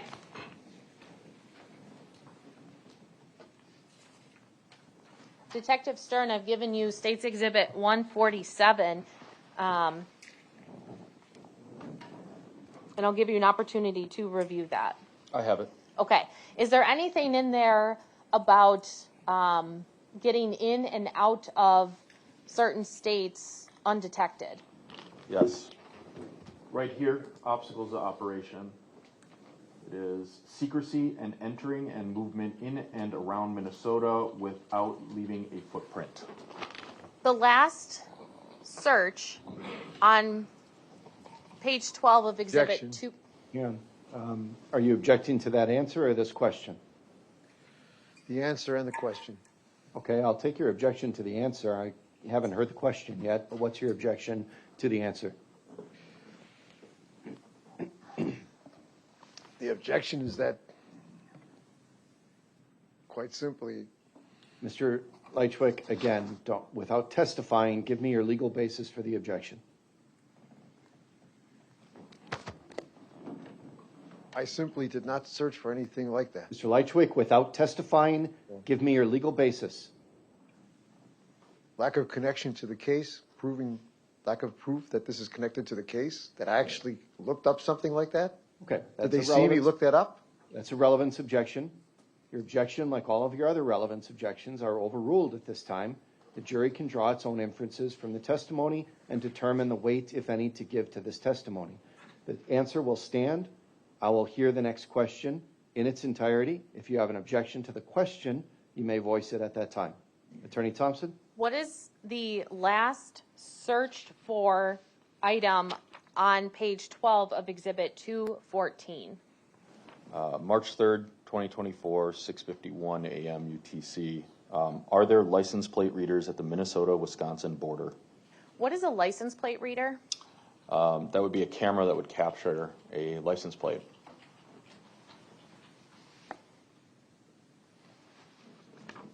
Thank you, Madam Clerk. You can take down the screen now.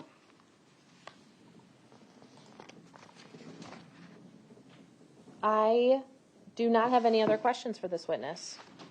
All right. Mr. Lychwick, cross-examination.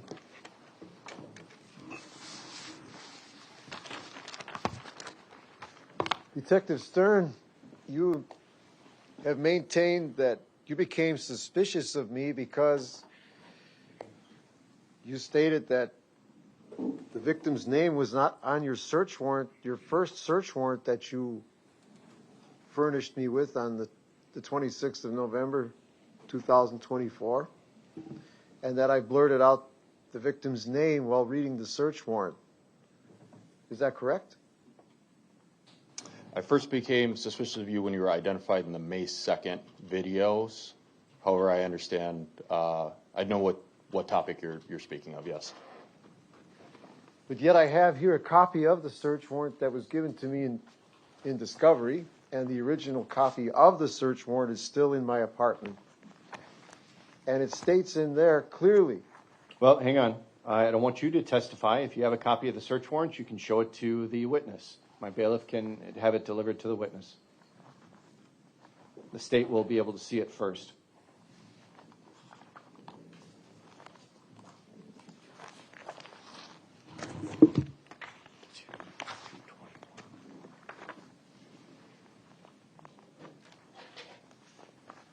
Attorney Thompson, are you going to have any further exhibits after 220A?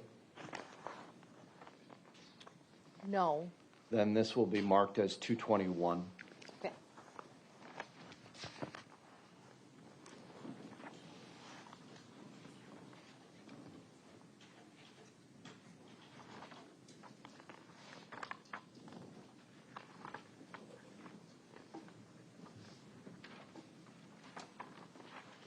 I refer the witness to look at page 2. Well, he has to have the document first. Mr. Lychwick, we're going to mark this as Exhibit 221. Okay, I'll have the bailiff show it to Attorney so Thompson. this is the final page of it. This is the final page of it.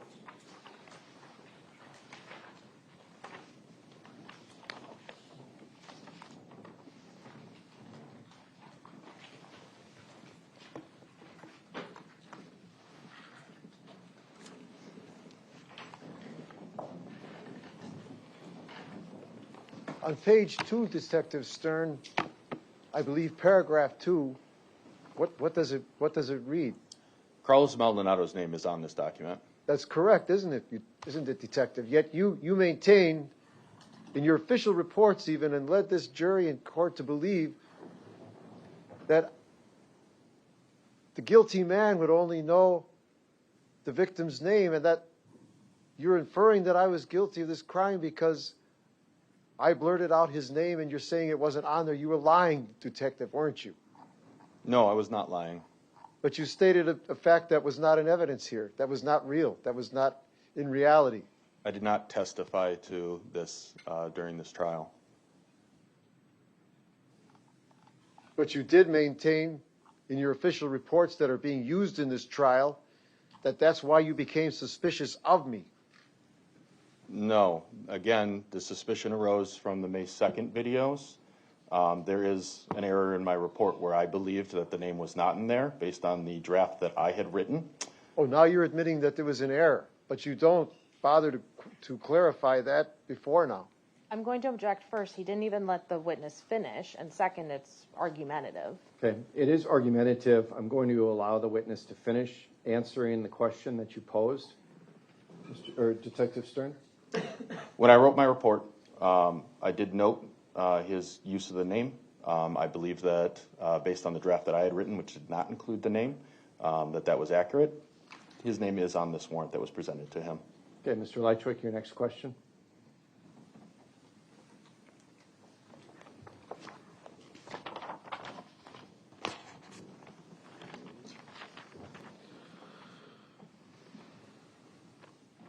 Detective Stern, are you familiar with the search of the boiler room at my apartment building there? Yes. And you're aware then that the cadaver dog alerted to the boiler room, the interior of the boiler room? Yes. And are you aware that I had no access to the boiler room? I'm not aware one way or the other if you had access to the boiler room or not. You didn't bother to check that out, Detective? I'm aware that you did not have a key issued to you for That's the boiler right. room. There was no way I could have gotten into the boiler. I've never been in the boiler room. Was my scent discovered in the boiler room? Okay, hang on. The jury will disregard the testimony of the defendant about whether or not he was in the boiler room. You have to ask questions. I think you were about to ask a question about whether or not your scent was detected in the boiler room. That's correct, Your Honor. Okay. Ask that question. Was my scent detected by the cadaver dog in the boiler room? My understanding of the cadaver, I'm not a canine handler, specifically you'd have to refer back to Ms. Gumman's testimony. The dog does not look for specific people's scents. In your opinion as a detective in this investigating this matter, the lead detective, did you ever suspect that I had any access to the boiler room?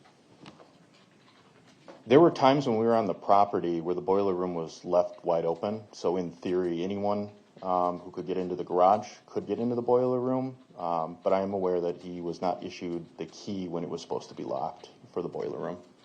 Are you aware that the boiler room was almost always locked? I'm not aware because I will ask Mr. Hang on. You've asked a question. Let him answer. I'm not aware because I do not have 24/7 surveillance on the state of the boiler room if the door is left open or not. We noted when we were there several times throughout this investigation, sometimes it would be open with no one around. Well, I can prove then my point if I could summon the building's owner, Mr. Soper, to testify. Mr. Lychwick, You have to ask a question of this witness. Ask a question. Do not testify. Did you ever talk to Jeff Soper about the access to the boiler room and how often it's locked or left open? I personally did not talk to him about that. Did he ever mention anything to you about this? No, because I did not talk to him about that. Are you aware of your interviews and initial suspicion of the building's groundkeeper named Nathan Pauley? Yes. And are you aware that Mr. Pauley did have access to the boiler room? Yes.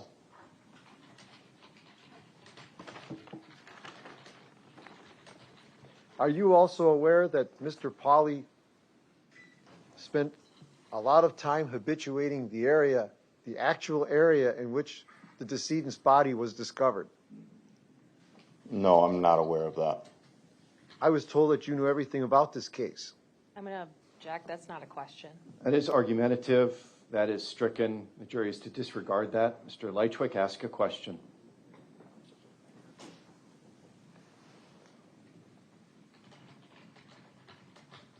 Did you ever interview any of my neighbors or other witnesses at my building who saw Mr. Pauley habituating the area where the decedent's body was recovered? I'm going to object because that is going to call for hearsay. No, the question was, did you interview any other neighbors or witnesses? So I'll overrule the objection. The witness can answer. Yes, I interviewed neighbors and witnesses, not regarding Mr. Pauley. I would reflect back to Detective Bloom's testimony about Mr. Pauley being eliminated as a suspect in this case. He may have been eliminated and a suspect in this case, but that is not the specific questions at hand right now. That's also not a question, Mr. Lychwick. Ask a question. Detective, was Mr. Pauley, Nathan Pauley, of apartment 1 at 1512 East North Street, an initial suspect in this homicide? Yes, he was investigated as a potential suspect. And was he cooperative with you and your department? Yes, he was.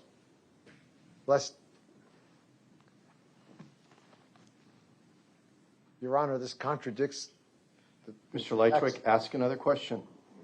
Was Mr. Pauley ever uncooperative during your investigation of this matter? No, as Detective Bloom already testified, he provided consent for the search of his apartment, the download of his cell phone, a DNA sample, all sorts of things that helped us continue this investigation early on.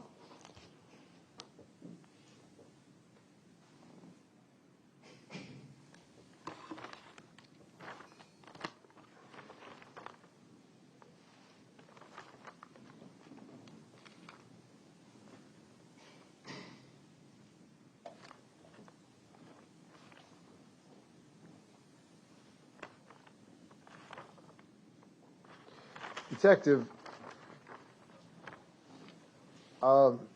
regarding the missing .38 caliber pistol from my war bags, do you have a gun collection? I'm going to object as to relevance. Mr. Lychwick, what's the relevance of this witness's personal gun collection? This has relevance in 2 points, Your Honor. To try to possibly connect the the detective to the presence of this firearm supposedly found in my war bags, and the missing .38 caliber pistol from the war bags. Okay. The court fails to see the relevance in whether or not this witness keeps a personal gun collection. So on that basis, the objection is sustained. Next question.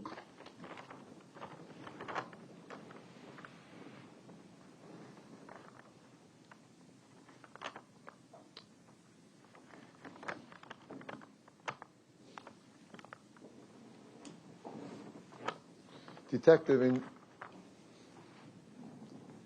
my attempts to retrieve my brand new cell phone that you confiscated from me and my other phone,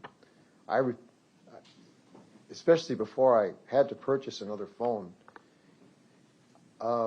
even though I had visited the station several times trying to get my phone back. You had initially promised me that you would return it right away and that the search of my phone would only take but a day. Is that not correct? That sounds familiar, yes. But yet you refused to return my phone. So you were being untruthful, weren't you? No, I was not. To provide context for why not is because if there was nothing on the phone, then yes, it could have been returned as soon as it was searched. However, evidential value items were found after the phone, and the best practice is to not only use the download that was created, that image by Detective Fine, but to keep the original phone if there was ever a question of whether that download did in fact come from that phone. So I could not return that phone after it was determined that it had evidential value. You still weren't telling me the truth, were you, Detective? I don't believe that's an accurate characterization. The truth would have been to level with me and tell me what you were doing and to apologize for not returning the phone as you had promised. But you did not do that, did you? You were deliberately misleading me, weren't you? I was not deliberately misleading. Once again, I don't know what's on the phone at the time that it's seized. If there was nothing of evidentiary value, then yes, the phone would have been returned. However, evidential value was located, so we kept the phone. There was no intention to deceive Mr. Lychwick.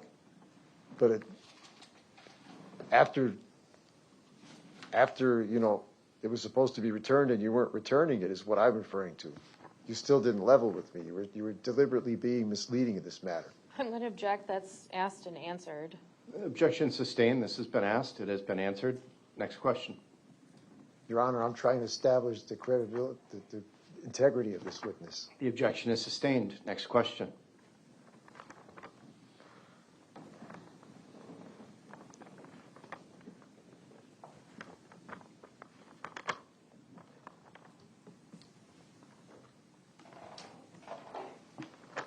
Detective, are you and any other police officers that you know involved in the fraudulent creation of case materials against citizens such as myself that you know are innocent? I'm going to object as to relevance, and quite frankly, it's argumentative too. Sustained on those grounds. It's argumentative. It's not relevant. Next question, Mr. Lychwick. Detective, are you at all fearful of being exposed for corrupt conduct in this case? I'm going to object. Same objection, same ruling. Mr. Lychwick, ask an appropriate question. I'm trying to, Your Honor. I really am. Next question.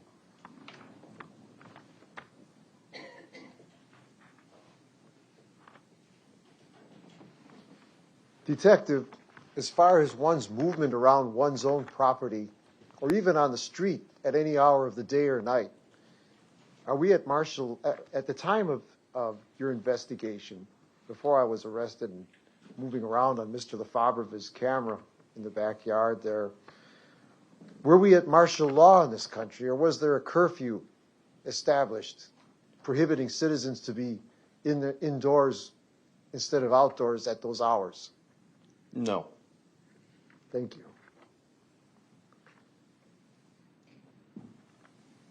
Do you have any proof that I walked on the so-called footpath towards the poor victim's body? No, there's no definitive video showing that. We showed you the extent of the videos that we characterized to you as detectives believing that it was suspicious, that I believe it was suspicious. Just answer the question, Detective, please. You've answered it. You said that you have no proof. Detective, on the mud that you and the prosecution are making such an issue about, that I was scraping off of my boots at the end of my hike through the back of my yard. Do you have any proof of where that mud came from, that it had any link to this case, or that the poor victim's location where he was resting there at the crime scene? No. Thank you. The L-shaped holster on my list that you refer to as a holster, do you now, I believe in your reports you admit you now but the jury has not heard of this yet, I believe. You now admit that you know what that was. That was an old camera case, right? And you understand that the item in it was the green camping flashlight that you found in my car. I'm going to object. That was never testified to. That's facts not in evidence. And the form of the question. Your Honor. Ask that as a question. Are you asking the witness, does he know if the L-shaped holster was a camera case and a flashlight? Is that your question? Yes, it is. Okay, the witness may answer that. No, I do not know what's on his hip in those videos. Did you not later discover what it was? No, I still don't know exactly, to say definitively, what's on his hip in that video. But if it pleased the court, you did seize those items from me. You have the case, it's in evidence, and you have the green flashlight, which was just shown to the jury yesterday. Yes, there was a green bendy flashlight. It would require me to render my opinion. I don't believe the silhouette of in the video displays the very short flashlight. You'd have to compare it for yourselves to make that determination. Ultimately, I don't know what's on his hip in those videos. Detective, in any way, shape, or form, as a man who's handled firearms and who has at least seen this evidentiary firearm that you're saying that you're maintaining was used in the homicide you're trying to link to me, can you sit there and tell the jury that you think that odd-shaped, awkward-looking pistol was on my hip in those frames? Again, I'm not saying what is or is not on his hip. I'm saying I can't.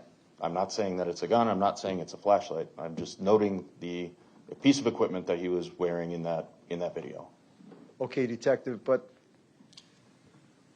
to try to explain this matter to you further and for the sake of the jury and the court, in your reports on this matter, which I can dig out if I have to, you maintain you're trying to in the report it's clear that you are trying to make that look sinister by saying you felt it was a gun on the suspect's hip. Is that correct, Lieutenant? Is that correct, Detective? Yes, I believe that the phrasing I use is that it is potentially consistent with.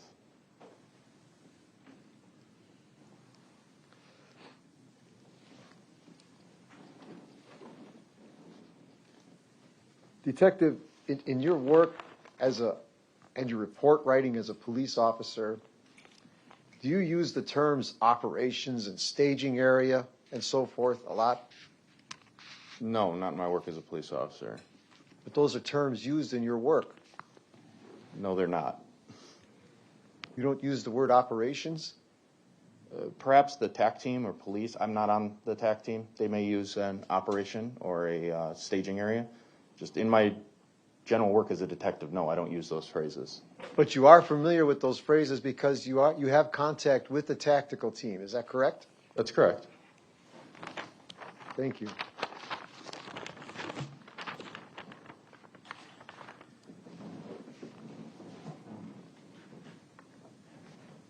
Detective, when you and Detective Smith, or Specialist Smith, I'm sorry, I can't remember his title at this time, when you were in the pole barn methodically searching my car, my 2022 Kia Forte, do you not admit that you don't know what the duct tape that was in there, like anybody may have, was used for?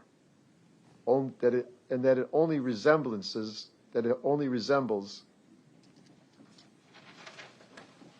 what you're trying to link to this case. Can you rephrase that, please? Sure. Do you admit that you do not know what the duct tape that you located in my car, which was, first of all, Lieutenant, a sub-question.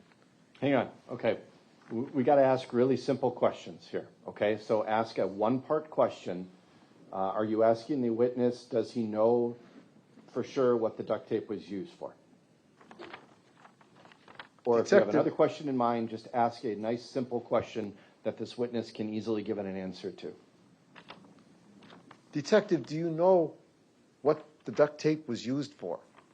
No, I don't know what anybody uses any of their personal items for because I'm not watching them 24/7. So no, I don't know what the duct tape may or may not have been used for.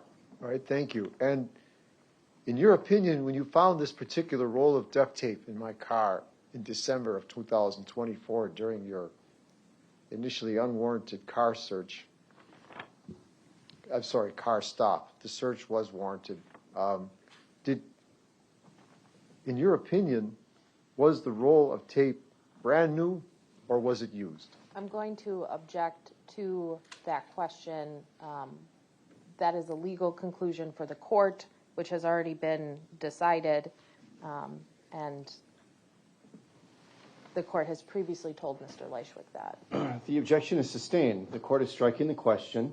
Mr. Lychwick, you can ask a question without the editorializing. I wasn't aware I was editorializing, Your Honor. The issue of the stop of the vehicle and the search of the vehicle has been ruled on by the court. Ask a question.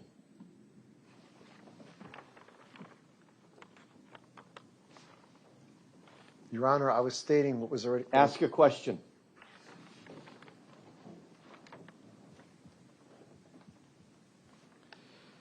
So, Detective, you bring up the fact that I had to purchase a new phone, which, for all what you know, I would have done anyway, because the phone that you initially seized from me was an older phone, was it not? It was an older model of the Samsung series of cell phones, right, Lieutenant? Right, Detective? I know that it was a Samsung A12. I'm not familiar with where that falls in their model. I don't know if it's older or not. And then the second phone that you seized from me was my Samsung A15. Is that correct? I believe that's accurate, yes. And are you aware that the Samsung A15 is much better in performance than the Samsung A12? I'm going to object as to relevance. Overruled. Do you know? I do not know, but I would make the assumption it is based on the newer model number. You have never heard you never heard people talking up this particular phone or used one yourself? No, I'm not particularly, I don't follow tech. That's not one of my things. I have my phone. I personally use Apple, so I'm not familiar with Samsung. As far as my having to rent a new car when you were in possession of my car, I mean, from your reports already in evidence, you have seen that I was researching legal advice on this case already, and I was looking into filing a complaint against you and your department with the Fire and Police Commission, which is rather difficult to find in Waukesha. I had to do considerable searches to find Judge, it. I'm going to object. I'm sorry to interrupt, but this is not a question, and it's the editorializing that the I'm court trying has. to build up for my question, Your Honor. I know where the question was going, and based upon what's in your question already, I'm sustaining the objection. That is not relevant. It has nothing to do with the facts that the jury needs to consider in this case. So confine yourself to questions that have relevance to what's at issue here. I'm trying to, Your Honor. Detective, do you know exactly why I had to rent the rental car from Enterprise Rent-A-Car? No, I don't know why, especially as I've previously testified. I offered and even drove to his house once to give him a ride back, that car could be released and would have been released to him. So I do not know why he rented a new car. Do you know why I did not want to get into your car with you at that point and ride back to your station with you after your reluctance to return my things to me and after what you did to my apartment? No, I don't know why. Yet you make an issue of it. Why did you make an issue of it? Because in the totality the circumstances of what we've been looking at. What I knew at the time that we did that, at that point, I knew about the matching of the ballistics and the DNA. Basically, based on the totality, I'm noting it as a suspicious behavior. I found it to be a suspicious behavior. We were going to give him his car back. We made several attempts, and he didn't.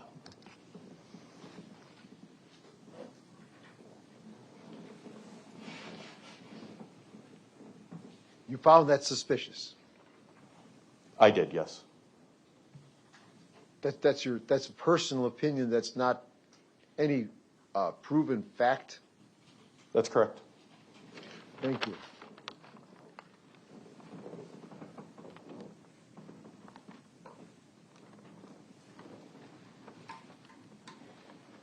Detective, are you also aware that I believe it was your second suspect was the decedent's girlfriend in this case?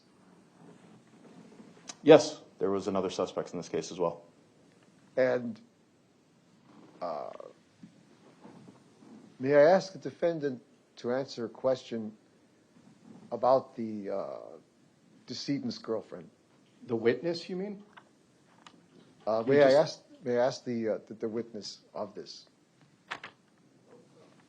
I don't know what the question is going to be. If the question would be, did the decedent's girlfriend did she have a father, a brother who may have gotten involved in this case? Did they suspect any of her relatives? You can answer that question.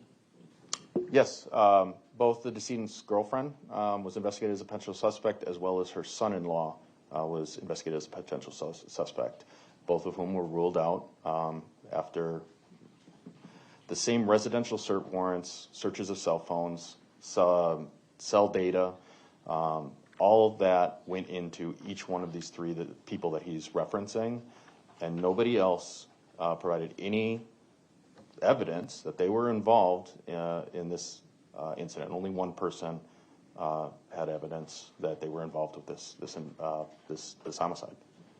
Detective, is it possible that you missed something along the way? Anything is possible, but I do not have any evidence to suggest that there was something missed. Would you, may I ask the defendant, may I ask the detective to reiterate that anything is possible? The answer stands. The jury heard it. All right, thank you.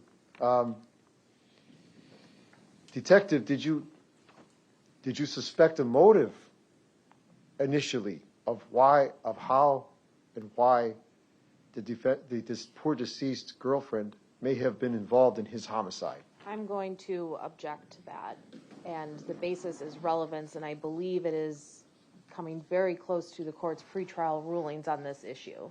The court sustains the objection. Mr. Lychwick, you've established that there were other suspects. The witness has answered that those suspects were ruled out. Motive is not anything that needs to be proven in a case, and the jury will be instructed about that anyway. So at this point, we're getting away from relevant evidence, and the court has already ruled pretrial. So you may continue with your questions. Detective, on the matter again, if I could bring you back to Nathan Pauly, your first suspect in this homicide, this dreadful homicide, if you will. Is it true that your department was charged with trying to find Mr. Pauly to testify here during these proceedings? During which time frame? Just before we convened on the 8th of June, in the week at least before the trial began. I was on vacation personally in the 2 weeks before this trial. I am not aware of what was going on at our apartment. I wouldn't be able to speak to what anybody was doing. Are you aware that, are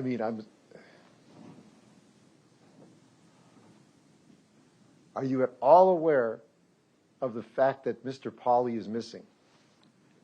No, I don't believe that he's missing. You're not aware of that, Detective? No.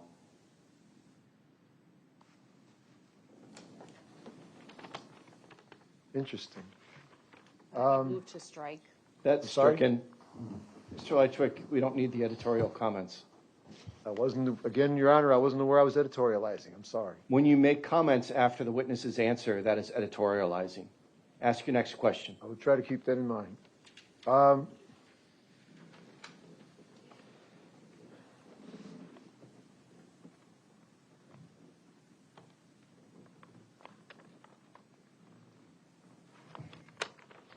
Detective, have you ever heard the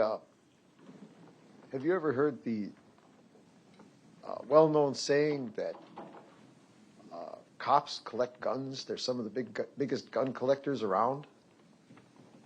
You object as to relevance? What's the relevance? The relevance is to the suspicious appearance of these firearms in this case and the missing firearm in this case.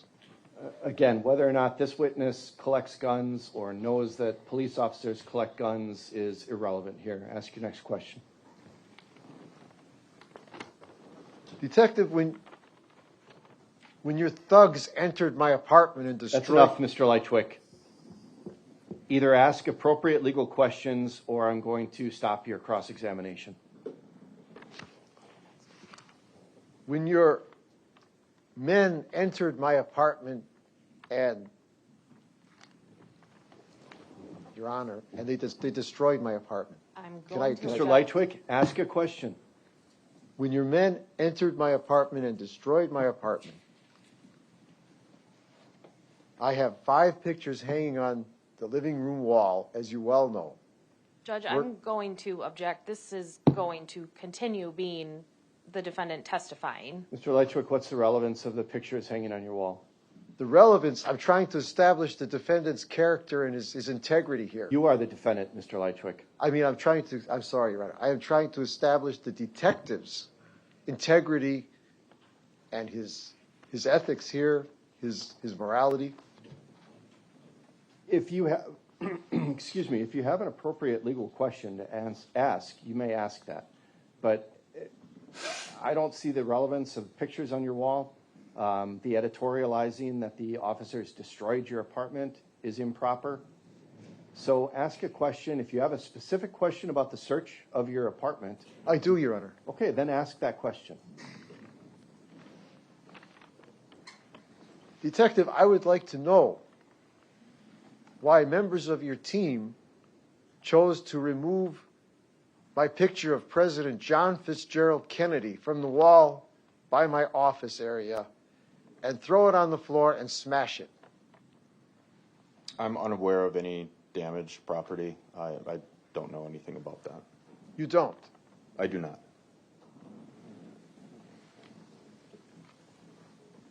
Do you know of any hostile feelings towards President Kennedy or what he stood for amongst your officers? I'm going to object as to relevance. Sustained. Next question.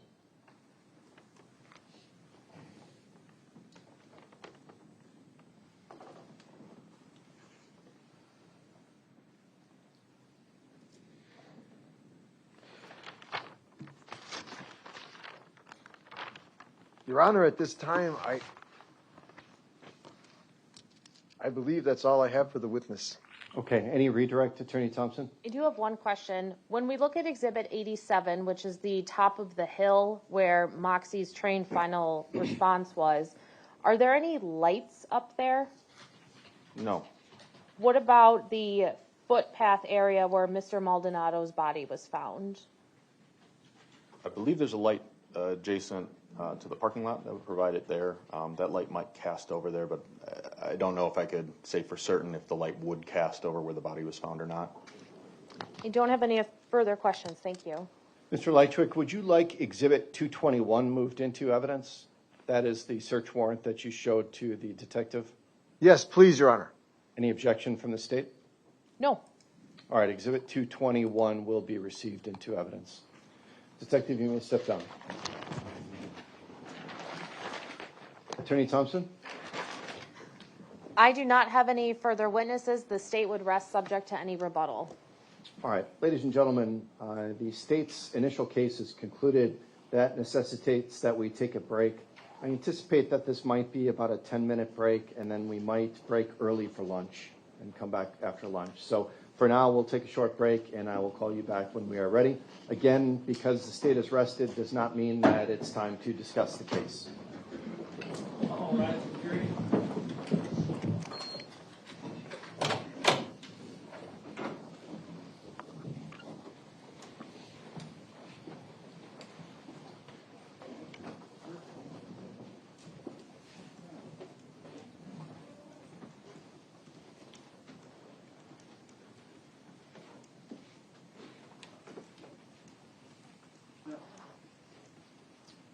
Thank you. You may be seated.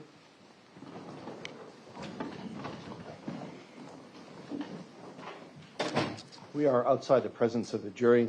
Mr. Lychwick, you indicated earlier that you wanted to make a motion at the close of the state's case. Yes, Your Honor, I motion to dismiss. All right. Do you want to present any further argument on that motion? I have evidence with me today that I would like entered as Defense Exhibit 1 and 2 concerning the Axon body camera chain of custody, which would Okay. indicate... Mr. Lychwick, let me just stop you, and I'll still hear from you. The motion to dismiss asks me to find that the state's case is insufficient as presented at this point. It doesn't have anything to do with any evidence that you would present or whether or not you testify. It's simply asking the court to decide, based only on the evidence and on the inference drawn most favorably to the state, that a jury could not come to the conclusion of guilt here. All right, so do you have any argument on that motion with that in mind? Yes, I do, Your Honor. Go ahead. The evidence against me here, as I have long established for months now, is tainted. This case should have been thrown out 8 months ago at least, Your Honor. All right. All of that has already been decided by the court and is irrelevant to the motion to dismiss. Nonetheless, the court considers the motion to dismiss, and as stated, the court draws all inferences in the light most favorable to the non-moving party, which is the state here. The court finds that the state has provided evidence here that there was a homicide at 1512 East North Avenue, that the victim was Carlos Maldonado, that the time of death was around April 14th of 2024, that the body was eventually dragged into a wooded area behind the apartment complex and was hidden from view.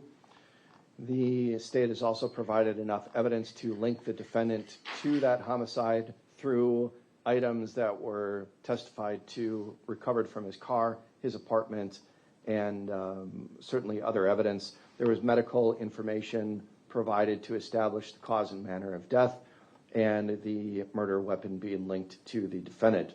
So based upon the evidence presented by the state, the court does find that the state has provided enough evidence for this case to continue to the jury, and the defendant's motion to dismiss at this time is denied. Mr. Lychwick, now is the time to talk about your decision whether or not you want to testify. Have you made a preliminary decision about whether or not you want to testify? I do not wish to testify, Your Honor. Okay.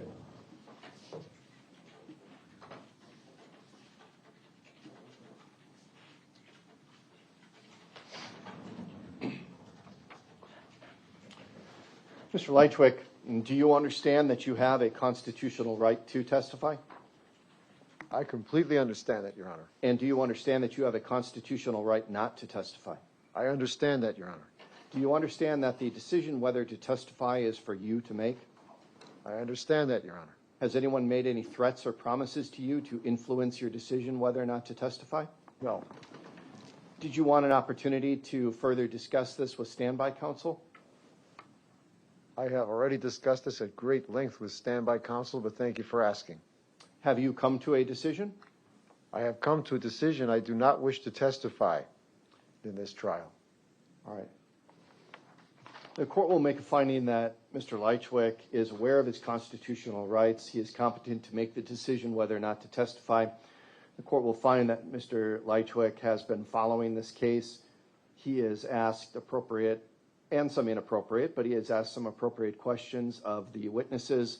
He has followed along. He has a certain case theory in mind, and he is smart enough to come to the decision on his own. And therefore, the court will find that the defendant is voluntarily giving up his right to testify and exercising his constitutional right not to testify. So the defendant will not testify, and the jury will be instructed as such, as we discussed earlier. Mr. Lychwick, aside from what I said before about allowing you to make an offer of proof, do you have witnesses that you intend to call? Not at this time, but I do have the defense exhibits. Okay.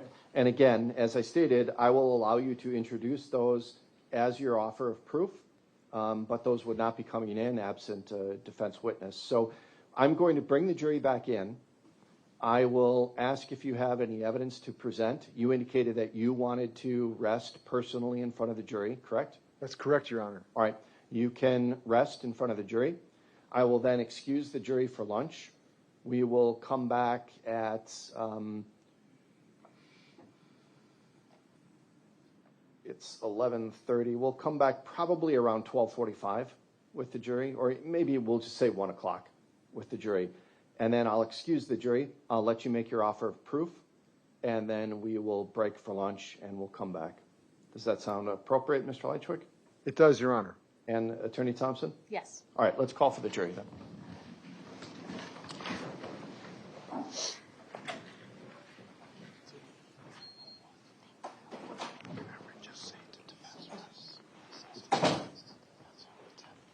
What did he say about proof? The what proof?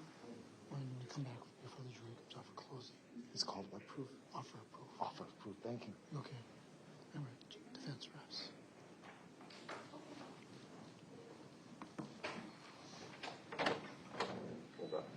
All rise for the jury.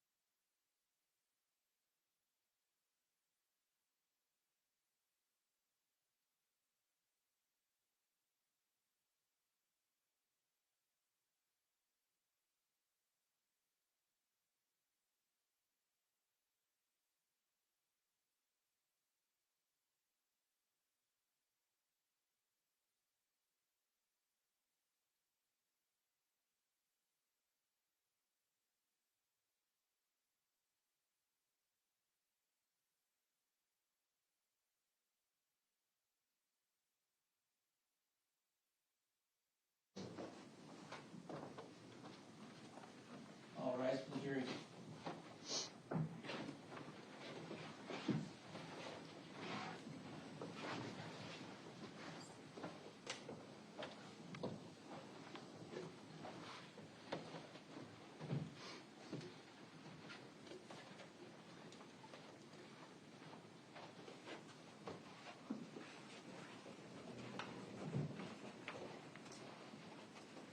Thank you. You may be seated.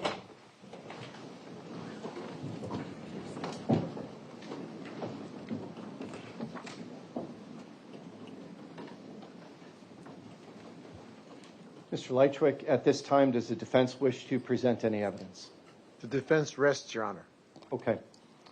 Ladies and gentlemen, at this point, the evidence in the case is concluded.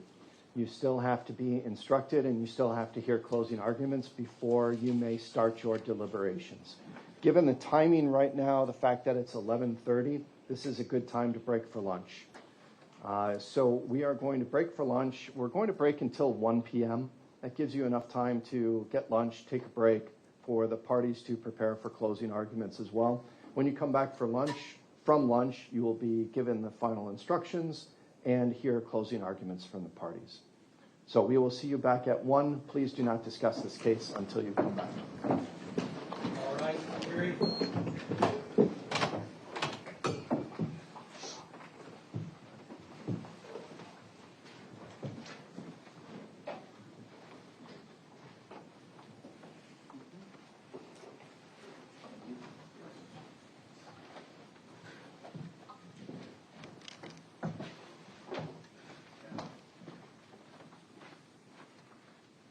You may be seated.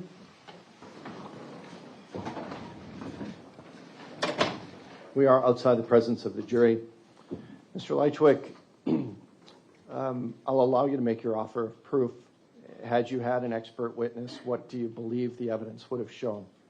The evidence would clearly show, Your Honor, that the Waukesha Police Department, headed by this particular investigation and action, was headed by Detective Benjamin Stern and perhaps 7 other of his detectives and specialists and officers, that they deliberately doctored the body camera footage from the car stop of December 1, 2024, at the beginning of the car stop when it initially occurred, and that the audio portion of Officer C.D. Baca in the driveway of my residence when he dropped me off has been deliberately altered. Okay, Mr. Lychwick, let me just pause you. I'll continue to hear from you, all right? For an offer of proof to have any value on appeal, it has to be evidence-based. So what I'm asking you is, what are the facts, not the conclusions, not the argument, not your inferences, but what are the facts that you think an expert witness would have been able to show for you, and what are the exhibits that you want to introduce? So I don't want to hear you say the evidence was fabricated. My expert will say that the evidence was fabricated. That has no value for you on appeal. So tell me the facts that would have been introduced. My expert witness will be able to pull apart the digital video, the Axon body camera footage, with a video editor, which is commonly available on any computer, and show what I have brought before the court. They will be able to show timestamps. Perhaps we're hoping to find Detective Fian's digital signature in there. Perhaps his calling card that he leaves when he does his forensic digital searches or modifications. I believe he calls it formatting. When that was done, he almost certainly will have left his calling card, or whoever was operating in the Waukesha Police Department who was doctoring these portions of the Axon body camera footage will have left these in there. It is well known, Your Honor, it is a technical fact that when you, at least at the point that we are now in this technology, that when you alter digital video or audio, there is a sign that you were in there. There is a sign that the person who did it was in there. And we're hoping to expose that, and we're hoping to expose the mere fact that this tampering was done, that these items were changed in these videos. The Axon body camera footage of Officer C.D. Baca and Officer Joshua Tyndall. Now, Mr. Lychwick, the only times during this trial that I have heard the names of those 2 witnesses or those 2 officers has been from you when you voiced your objections. So none of the evidence in this case against you is reliant upon those officers. We have not seen their body cameras. We have not seen body cameras of any witness except for Detective Stern. So the other question that I have for your offer of proof is, what is the relevance of any of that evidence? The relevance is, Your Honor, that these evidences are directly connected with this case. The car stop was executed, and these items were initially entered as evidence against me and furnished to me in discovery as evidence. And the fact is that they were deliberately altered to try to cover up something within the goings-on of the Waukesha Police Department. I am establishing, may I tell the court what I'm trying to establish here? Sure. I am establishing the fact that that my accusers have resorted to the tampering of evidence, and I have come across hard proof that they have, and I have some of it here, if I may go on, Your Honor, in their chain of custody for this evidence, showing considerable alteration with what they call in the, if I may use the terms used for this technology, in the alteration of the checksum data. In several places, especially with C.D. Baca's portion of the Axon body camera footage for that date and time frame.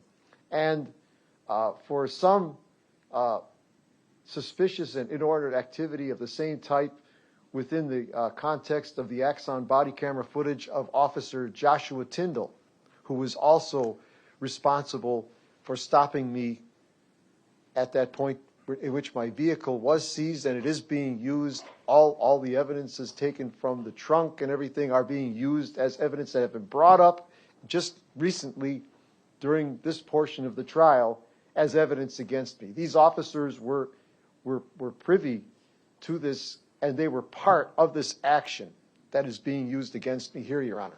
Mr. Lychwick, do you have exhibits that you want to enter as supporting Yes, I your do, offer Your of Honor. proof?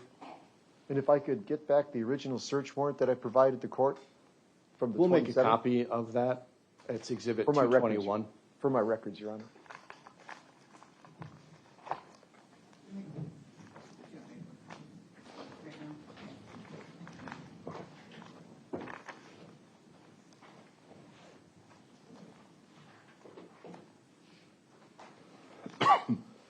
What I'll do, Mr. Lychwick, is I'll take those exhibits that you would have entered and mark them. Are there two of them? Yes, there are, Your Honor. Okay, I'll mark them as, we'll say 250 and 251. Let me just make a note of that, Your Honor. Would this be considered a defense exhibit then, or just an exhibit? The way we do the numbering doesn't differentiate between state witness and defense, or excuse me, state evidence and defense evidence. It's just sequential ordering, but I'm skipping ahead to 250 just to set these two apart. The last number in sequence was 221, which was your exhibit. But again, it's not labeled as a defense exhibit. It's just Exhibit 221.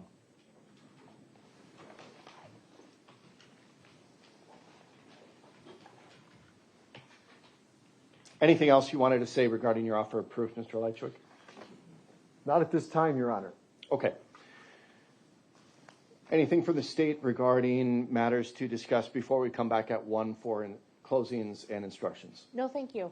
Mr. Lychwick, anything else?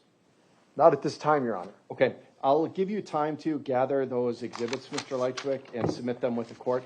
One other thing I'll note, too, consistent with how we've conducted this trial from the start, because of Mr. Lychwick's tethering to the floor, I'm going to have closing arguments delivered from counsel table. May I stand at counsel table? You may stand. Okay, thank you. And Mr. Lychwick, you may stand as well if you want to at counsel table when you are giving your closing argument. Thank you. Okay, we are adjourned until 1.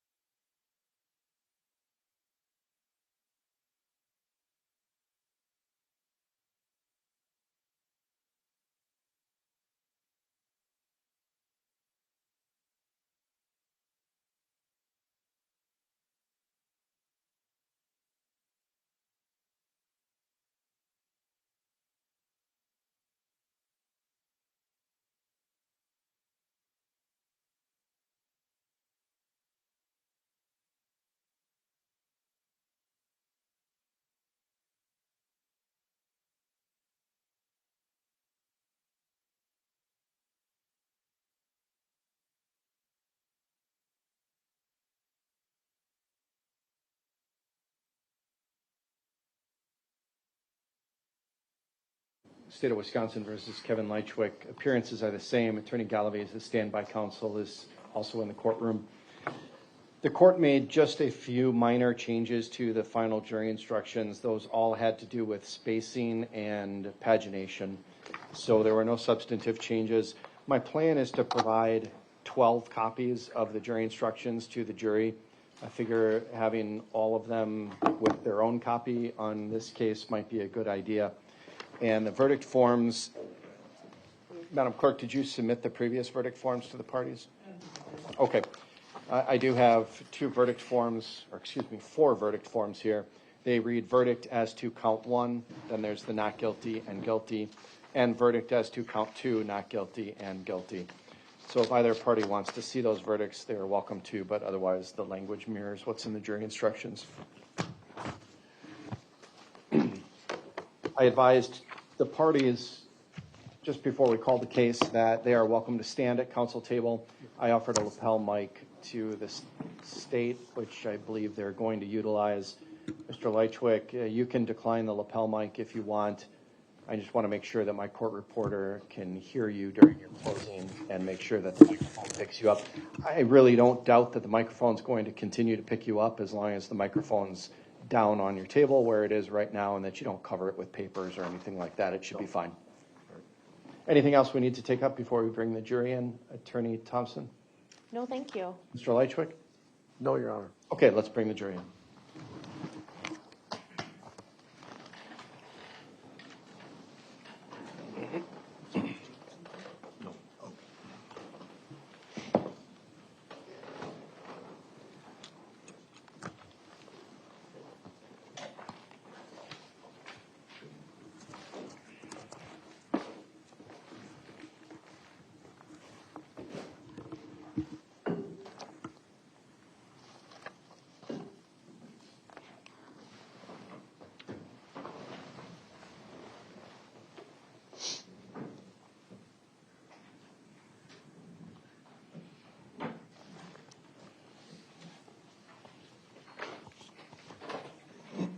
All rise for the jury.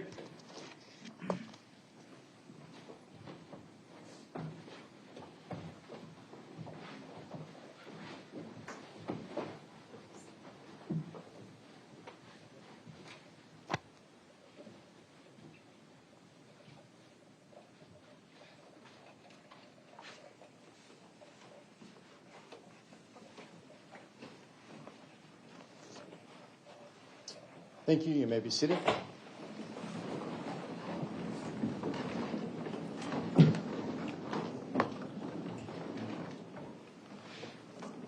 Ladies and gentlemen of the jury, I'll note that you all have entered the courtroom without your note-taking materials because the evidence portion of the case is over.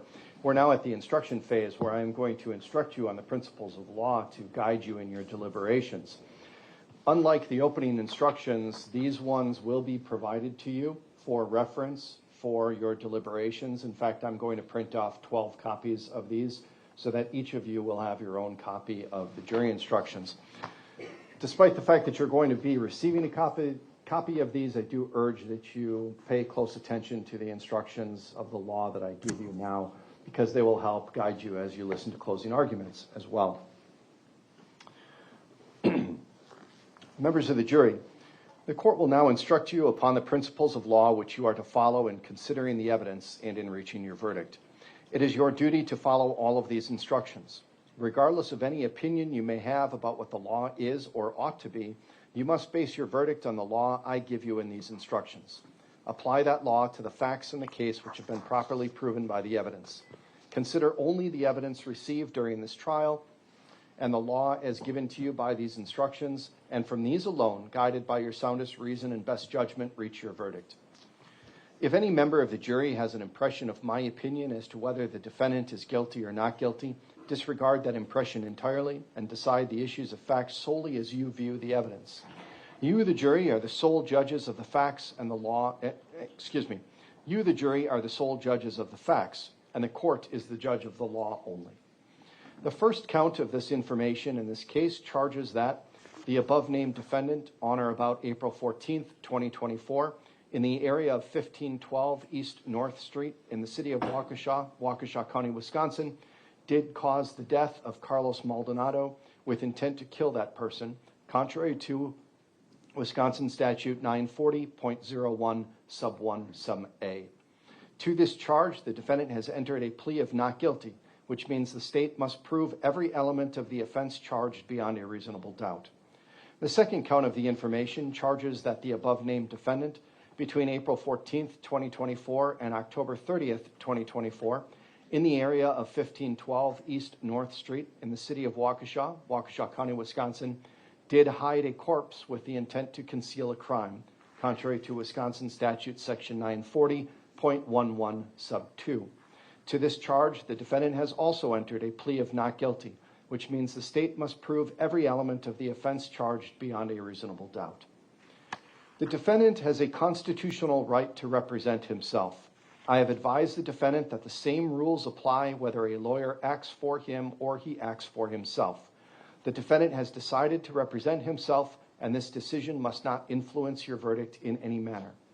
Standby counsel has been appointed by the court to assist with the efficient operation of the trial. The defendant, though, is still representing himself. The defendant has appeared at times in court wearing orange clothing. You must not infer anything from this. This must not influence your verdict in any manner.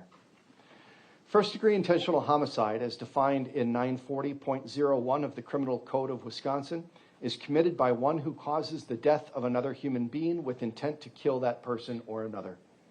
Before you may find the defendant guilty of first-degree intentional homicide, the state must prove by evidence which satisfies you beyond a reasonable doubt that the following two elements were present. Element number one, the defendant caused the death of Carlos Maldonado. Cause means that the defendant's act was a substantial factor in producing the death. Element number two, the defendant acted with the intent to kill Carlos Maldonado. Intent to kill means that the defendant had the mental purpose to take the life of another human being or was aware that his conduct was practically certain to cause the death of another human being. While the law requires that the defendant acted with intent to kill, it does not require that the intent existed for any particular length of time before the act is committed. The act need not be brooded over, considered, or reflected upon for a week, a day, an hour, or even for a minute. There need not be any appreciable time between the formation of the intent and the act. The intent to kill may be formed at any time before the act, including the instant before the act, and must continue to exist at the time of the act. You cannot look into a person's mind to find intent. Intent to kill must be found, if found at all, from the defendant's acts, words, and statements, if any, and from all the facts and circumstances in this case bearing upon intent. Intent should not be confused with motive. While proof of intent is necessary to a conviction, proof of motive is not. Motive refers to a person's reason for doing something. While motive may be shown as a circumstance to aid in establishing the guilt of a defendant, the state is not required to prove motive on the part of a defendant in order to convict. Evidence of motive does not by itself establish guilt. You should give it the weight you believe it deserves under all of the circumstances. If you are satisfied beyond a reasonable doubt that the defendant caused the death of Carlos Maldonado with the intent to kill, you should find the defendant guilty of first-degree intentional homicide. If you are not so satisfied, you must find the defendant not guilty. Hiding or burying a corpse. Section 940.11 sub 2 of the Criminal Code of Wisconsin is violated by one who hides or buries a corpse with intent to conceal a crime or avoid apprehension, prosecution, or conviction for a crime. Before you may find the defendant guilty of this offense, the state must prove by evidence which satisfies you beyond a reasonable doubt that the following two elements were present. Element number one, the defendant hid a corpse. Element number two, the defendant hid a corpse with intent to conceal a crime. This requires that the defendant acted with a purpose to conceal a crime. You cannot look into a person's mind to find out intent. Intent must be found, if found at all, from the defendant's acts, words, and statements, if any, and from all the facts and circumstances in this case bearing upon intent. If you are satisfied beyond a reasonable doubt that both elements of this offense have been proved, you should find the defendant guilty. If you are not so satisfied, you must find the defendant not guilty. In reaching your verdict, examine the evidence with care and caution. Act with judgment, reason, and prudence. Defendants are not required to prove their innocence. The law presumes every person charged with the commission of an offense to be innocent. This presumption requires a finding of not guilty unless in your deliberations you find it is overcome by evidence that satisfies you beyond a reasonable doubt that the defendant is guilty. The burden of establishing every fact necessary to constitute guilt is upon the state. Before you may return a verdict of guilty, the evidence must satisfy you beyond a reasonable doubt that the defendant is guilty.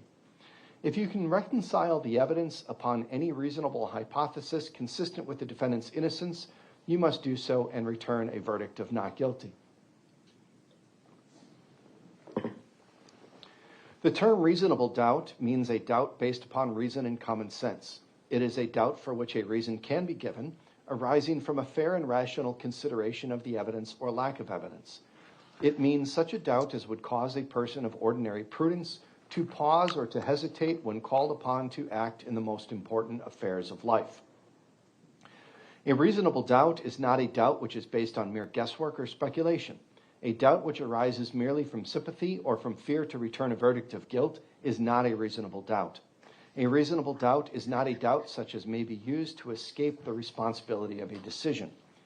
While it is your duty to give the defendant the benefit of every reasonable doubt, you are not to search for doubt. You are to search for the truth. An information is nothing more than a written formal accusation against a defendant charging the commission of one or more criminal acts. You are not to consider it as evidence against the defendant in any way. It does not raise any inference of guilt. Evidence is defined as, first, the sworn testimony of witnesses, both on direct and cross-examination, regardless of who called the witness. Second, the exhibits the court has received, whether or not an exhibit goes to the jury room. Third, any facts to which the lawyers have agreed or stipulated, or which the court has directed you to find. Anything you may have seen or heard outside the courtroom is not evidence. You are to decide the case solely on the evidence offered and received at trial. It is not necessary that every fact be proved directly by a witness or an exhibit. A fact may be proved indirectly by circumstantial evidence. Circumstantial evidence is evidence from which a jury may logically find other facts according to common knowledge and experience. Circumstantial evidence is not necessarily better or worse than direct evidence. Either type of evidence can prove a fact. Whether evidence is direct or circumstantial, it must satisfy you beyond a reasonable doubt that the defendant committed the offense before you may find the defendant guilty. Evidence has been presented relating to the defendant's conduct after the alleged crime was committed. Whether the evidence shows a consciousness of guilt and whether consciousness of guilt shows actual guilt are matters exclusively for you to decide. Intent should not be confused with motive. While proof of intent is necessary to a conviction, proof of motive is not. Motive refers to a person's reason for doing something. While motive may be shown as a circumstance to aid in establishing the guilt of a defendant, the state is not required to prove motive on the part of a defendant in order to convict. Evidence of motive does not establish evidence of guilt by itself. You should give it the weight you believe it deserves under all of the circumstances. The state has introduced evidence of statements which it claims were made by the defendant. It is for you to determine how much weight, if any, to give to each statement. In evaluating each statement, you must determine three things: whether the statement was actually made by the defendant. Only so much of a statement as was actually made by a person may be considered as evidence. Whether the statement was accurately restated here at trial, and whether the statement or any part of it ought to be believed. You should consider the facts and circumstances surrounding the making of each statement, along with all the other evidence in determining how much weight, if any, the statement deserves. Remarks of the parties are not evidence. If the remarks suggest certain facts not in evidence, disregard the suggestion. The court has allowed the use of a chart to organize the evidence and to assist you in understanding it. The chart itself is not evidence. It is a summary of some of the evidence that was presented. However, it is the evidence that controls. You should rely on the chart only to the extent that you believe it accurately and properly summarizes the evidence. An exhibit becomes evidence only when it is received by the court. An exhibit marked for identification and not received is not evidence. an exhibit received is evidence whether or not it goes to the jury room. Parties for each side have the right and the duty to object to what they consider are improper questions asked of witnesses and to the admission of evidence which they believe is not properly admissible. You should not draw any conclusions from the fact an objection was made. By allowing testimony or other evidence to be received over the objection of the parties, the court is not indicating any opinion about the evidence. You, the jurors, are the sole judges of the credibility of the witnesses and the weight of the evidence. Disregard entirely any question that the court did not allow to be answered. Do not guess at what the witness's answer might have been. If the question itself suggested that certain information might be true, ignore the suggestion and do not consider it as evidence. Disregard entirely any question that the court did not allow to be answered. Do not guess at what the witness's answer might have been. If the court itself suggested that certain information might be true, ignore the suggestion and do not consider it as evidence. During the trial, the court has ordered certain testimony and remarks to be stricken. Disregard all stricken testimony. The weight of the evidence does not depend on the number of witnesses on each side. You may find that the testimony of one witness is entitled to greater weight than that of another witness or even of several witnesses. In weighing the evidence, you may take into account matters of your common knowledge and your observations and experience in the affairs of life. It is the duty of the jury to scrutinize and to weigh the testimony of witnesses and to determine the effect of the evidence as a whole. You are the sole judges of the credibility, that is, the believability of the witnesses and of the weight to be given to their testimony. In your determination of credibility, you must avoid bias, conscious or unconscious, based on the witness's race, national origin, religion, age, ability, gender identity, sexual orientation, education, income level, or any other personal characteristic.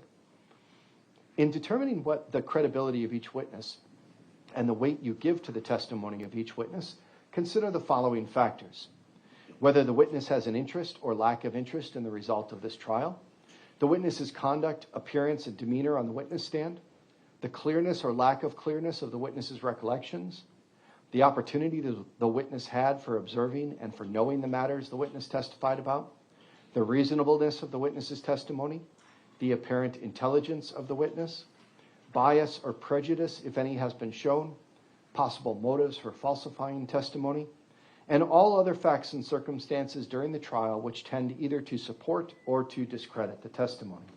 Then give to the testimony of each witness the weight you believe it should receive. There is no magic way for you to evaluate the testimony. Instead, you should use your common sense and experience. In everyday life, you determine for yourselves the reliability of things people say to you. You should do the same here. A defendant in a criminal case has the absolute constitutional right not to testify. The defendant's decision not to testify must not be considered by you in any way and must not influence your verdict in any manner. Ordinarily, a witness may testify only about facts. However, a witness with specialized knowledge in a particular field may give an opinion in that field. In determining the weight to give to this opinion, you should consider the qualifications and credibility of the witness, the facts upon which the opinion is based, and the reason for giving the opinion. Opinion evidence was received to help you reach a conclusion. However, you are not bound by any witness's opinion.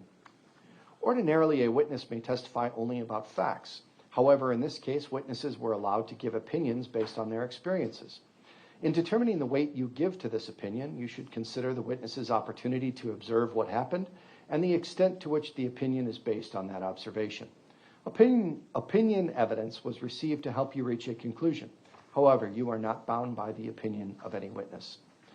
During the trial, a witness was told to assume certain facts and then was asked for an opinion based upon that assumption. This is called a hypothetical question. The opinion does not establish the truth of the facts upon which it is based. Consider the opinion only if you believe the assumed facts upon which it is based have been proved.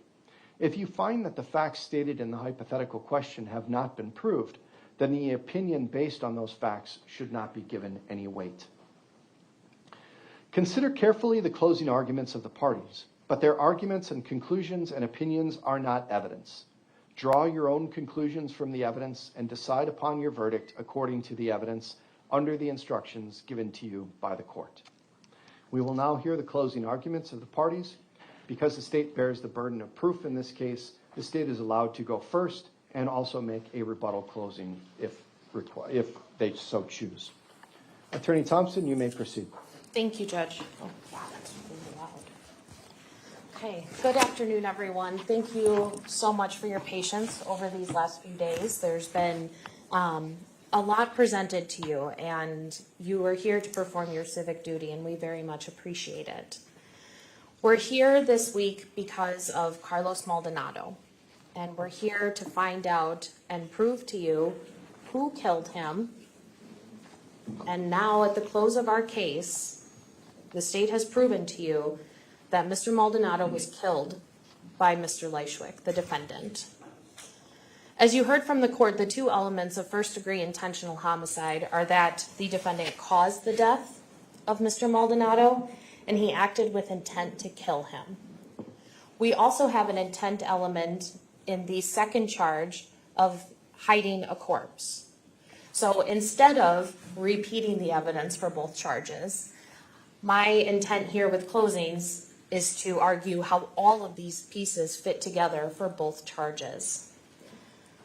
First, when we consider intent, as the court said, you can't look into a person's mind, and that's fine. So what do we have here in front of us? Operation Slop Shop. We have dates on exhibit number 146, and it says targets identified.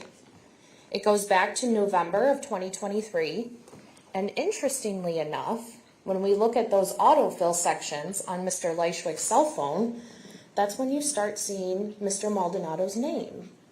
And those autofills don't just happen. That is the user who has to manually input those names, and then the phone remembers it. Then we have him on exhibit 146 as the target of the first operation.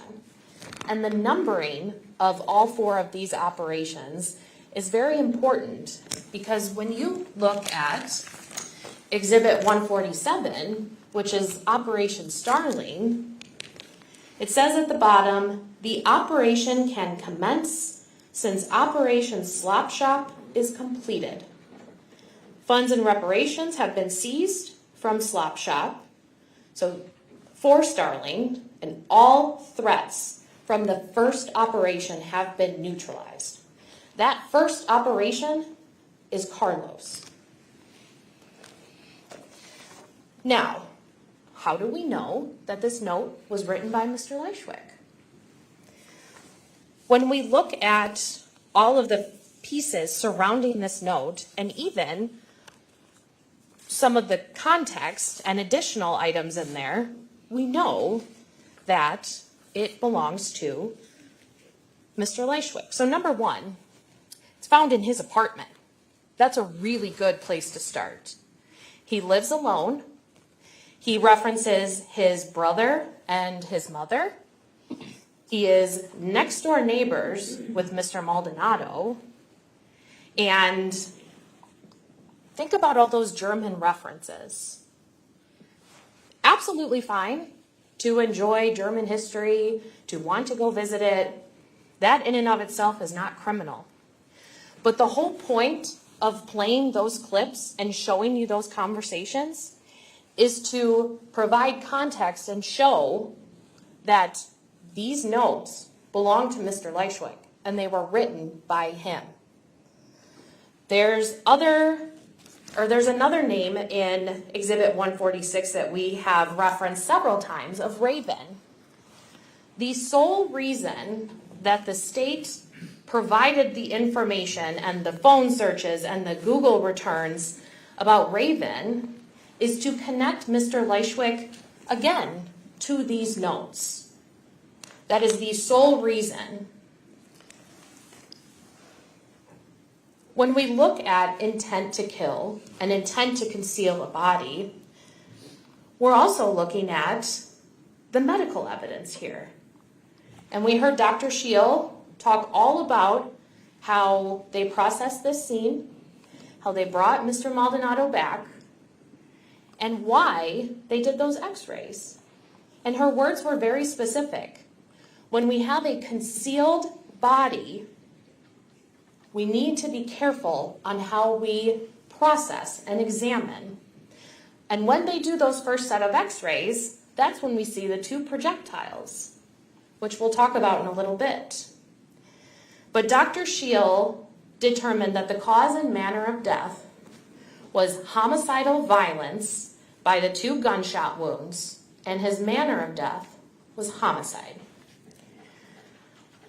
We may not know how far away Mr. Lychwick was standing from Mr. Maldonado when he shot him. We may not know which gunshot wound came first. But what we do know is that is the epitome of intent to kill. Because that is 2 times you have to pull that trigger. 2 deliberate times. And when we consider the trajectory that Dr. Scheel and Dr. Truesdale talked about when they used that probe, both trajectories of those gunshot wounds were in the right, up, and out the left. Almost as if they came in quick succession to have such a close trajectory to each other. Regardless, though, that's 2 times. We also have evidence that these gunshot wounds are front to back. So Mr. Lychwick is standing right in front of Mr. Maldonado. And let's not forget about the fact that Mr. Maldonado was shot in the face. That is deeply personal. That is intent. That is, I am removing this human being from this earth. That is the target. And that is a surefire way to kill someone by shooting them right in the face. We also heard from Dr. Truesdale about how there were other fracture lines on Mr. Maldonado's skull, and she talked about how that comes from the energy of the bullet, and all that energy needs somewhere to go. When we talk about then how all the threats are neutralized, if that's not intent, I don't know what is. We also then consider the phone searches from Mr. Lychwick's cell phone that we recovered during the search warrant on November 26th. What's interesting here, and what kind of overlaps with the trail camera videos, is that search on April 21st of 2024, 7 days after Mr. Maldonado was murdered, and about 10 days before we see him on that trail cam. He's searching for carcass removal, disposal, how to dispose of spoiled food safely. Sure, it could be innocuous, I guess, but not when you consider everything in the totality. That timing is just too specific. The nature of those searches, the carcass, he's referring to Mr. Maldonado. That's what this evidence shows. Because at that point, he has Mr. Maldonado up on top of that hill in the area in which Moxie gave her trained final response. But this is an apartment complex. This is land that's shared by everybody. And eventually, he'll probably be discovered. And so now, a week later, we have this search of how to get rid of a carcass. And remember that DNR article had 3 options. You can either take it to a landfill, you can take it back to where the harvest originally occurred, or you can bury it. Mr. Lychwick goes a little bit out of order, but it does make sense when you think about the timeline that we've presented to you. So first, we have him on those trail cameras then, 10 days later, with all of his gear. He's got his shovel, he's got his boots, he's got the plastic sheeting, he's got that black packaging with him that looks very, very similar to all of these black garbage bags. And he is up there for 30 minutes where we don't see him anymore, from 12:41 a.m. to 1:10 a.m. And when we see the direction that he's walking, it's exactly the direction up that hill. Because then when you go off camera, you continue going up the hill, or you can divert to that footpath where we eventually found Mr. Maldonado. And there was a lot of talk about something on Mr. Lychwick's hip in that video. Detective Stern said, "I can't tell for sure what that is." And Mr. Lychwick posited that it is a flashlight. Let's go with that. Let's say it is a flashlight. It makes sense in a way, because as you're up there on the top of that clearing, knowing, okay, the DNR suggests that I need to bury a carcass, so I'm going to try digging, and I'm going to bring my shovel out there. There's no lights up there. So of course you need a flashlight to see where you're digging. But then he realizes this isn't going to work. And as Detective Stern talked about, the dirt up there, you can get down a little bit, but then eventually you're hitting clay, you're hitting something harder. And that shovel that we have is not something that's going to be able to break through that. He can't bury Carlos deep enough to avoid detection. So then what does he do? Landfill. That's what we're going to do with this. So he starts dragging him down, because it's a lot easier to go down that hill than it is to go up that hill. So between that and Moxie hitting up there, that's where this all started. So then as he decides, I need to get rid of Mr. Maldonado, I need to get him off of this property, he has him in these opaque black garbage bags, which we saw from the Google returns. He's got the tarp as well, which helps him drag or slide Mr. Maldonado down the hill to this footpath. The ropes, when you look at those ropes that were tied to the chair in Mr. Lychwick's apartment, and you put them side by side with those ropes recovered from Mr. Maldonado at autopsy, look at those patterns. Look and make that comparison, because those are the same kinds of ropes. Because he used what he had. And so even those knots, if you look at how those knots are on each of those 4 ropes, they look pretty close to those photos of the ropes from his apartment. And when we talk about intent to conceal, he's even threading those ropes through the grommets on the tarp. We have tape on Mr. Maldonado's hands. We have that black duct tape that is used to enclose Mr. Maldonado, to tie together or tape together those black plastic garbage bags. And then once he is in this footpath, and we saw a picture of Carlos, he's not a small guy. And so if it's too difficult to get him into a car to bring him to a landfill, I can't drag him back up the hill now, so he's going to have to stay here. And so then we start piling on all of those branches, all that debris, and he goes undetected. Family knows that Carlos isn't here, that he's missing, but nobody sees him anymore. After Home Depot on April 14th, we see from his phone records he comes back to 1512 East North, and then nothing. There's no movement. Nobody sees him again. That combined with what he's wearing on that Home Depot video, and that's what he's wearing when we find his remains, this all goes to establishing April 14th. And even going back to those trail cams, yes, we have that half-hour break, but we never see Mr. Lychwick come back with any of his tools or his gear until 4:39 a.m. that morning. He goes back and forth. We see him go to the garage, We see him walking back up in that direction.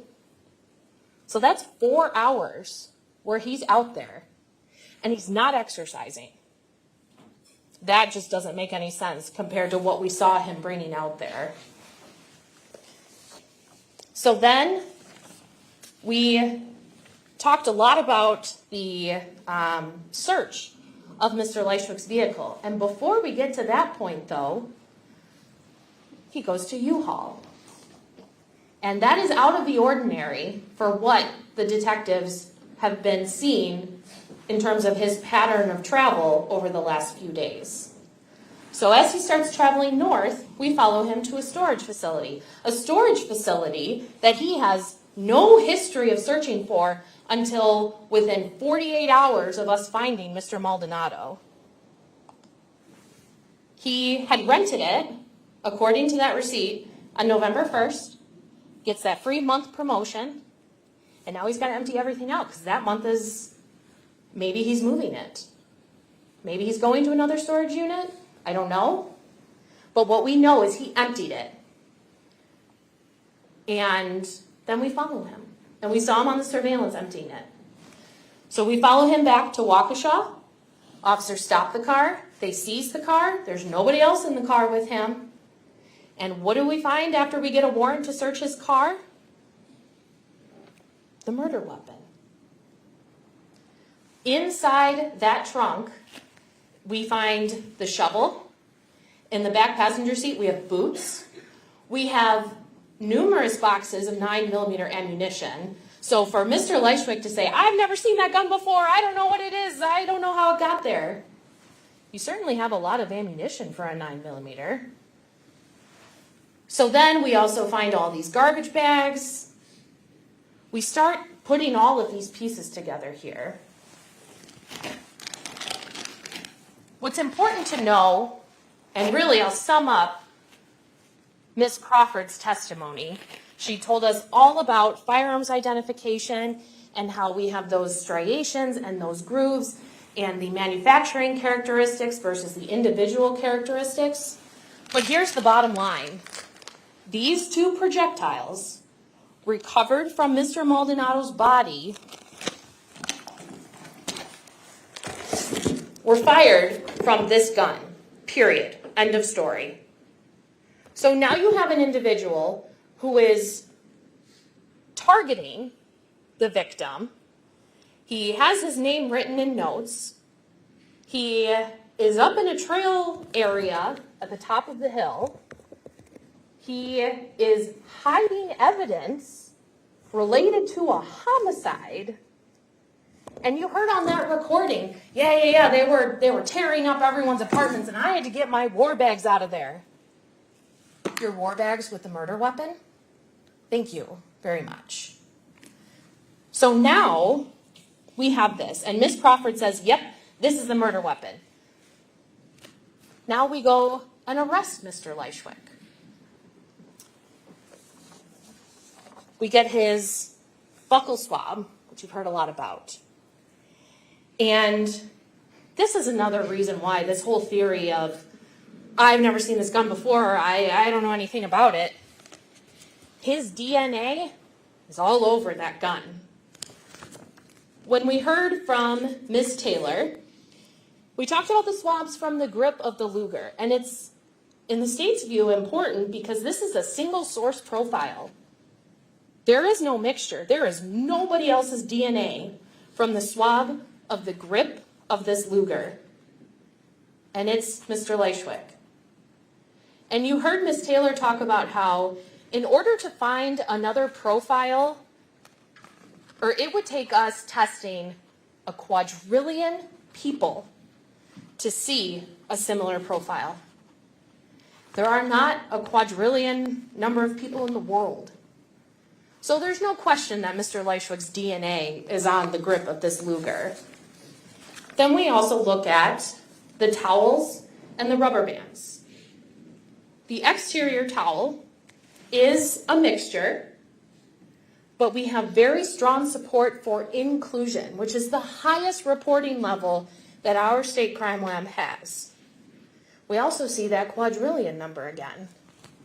And then we get to the interior towel, which is back to a single source profile. And it's Mr. Lychwick's.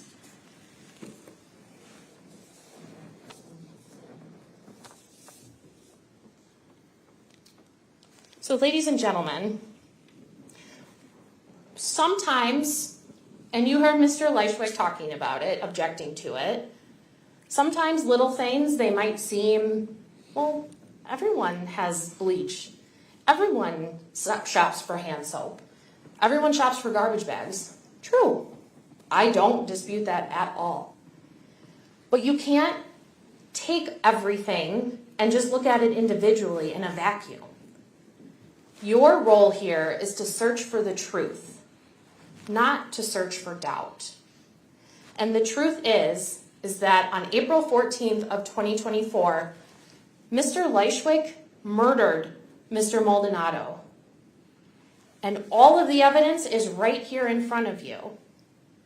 And so I'm asking you, when you go back there to deliberate, that you hold Mr. Lychwick accountable and you find him guilty on both counts. Thank you. Thank you, Attorney Thompson. Mr. Lychwick, you may give your closing argument. You may stand at council table if you would like, and you can also use the lapel microphone if you want. I think this microphone will suffice, Your Honor. Go ahead then. Ladies and gentlemen of the jury, thank you for coming and giving your precious time and effort to this case.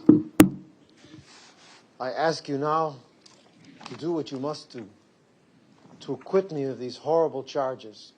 I am totally innocent of this crime. I did not know this man well enough to hurt him. He did not know me well enough to have attempted to hurt me in any way.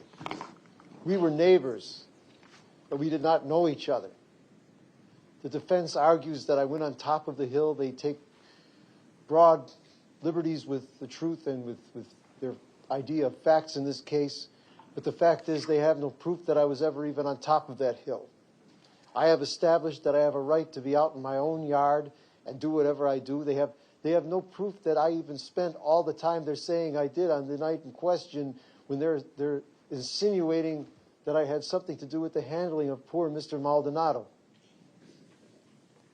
They don't know that I went home and that I was on a hike looking around for possums that lived in my yard and feeding my rabbits because I couldn't sleep that night, that I normally would put my tools down and go for a run up and down the hill or a quick trip to buy groceries at all hours of the day.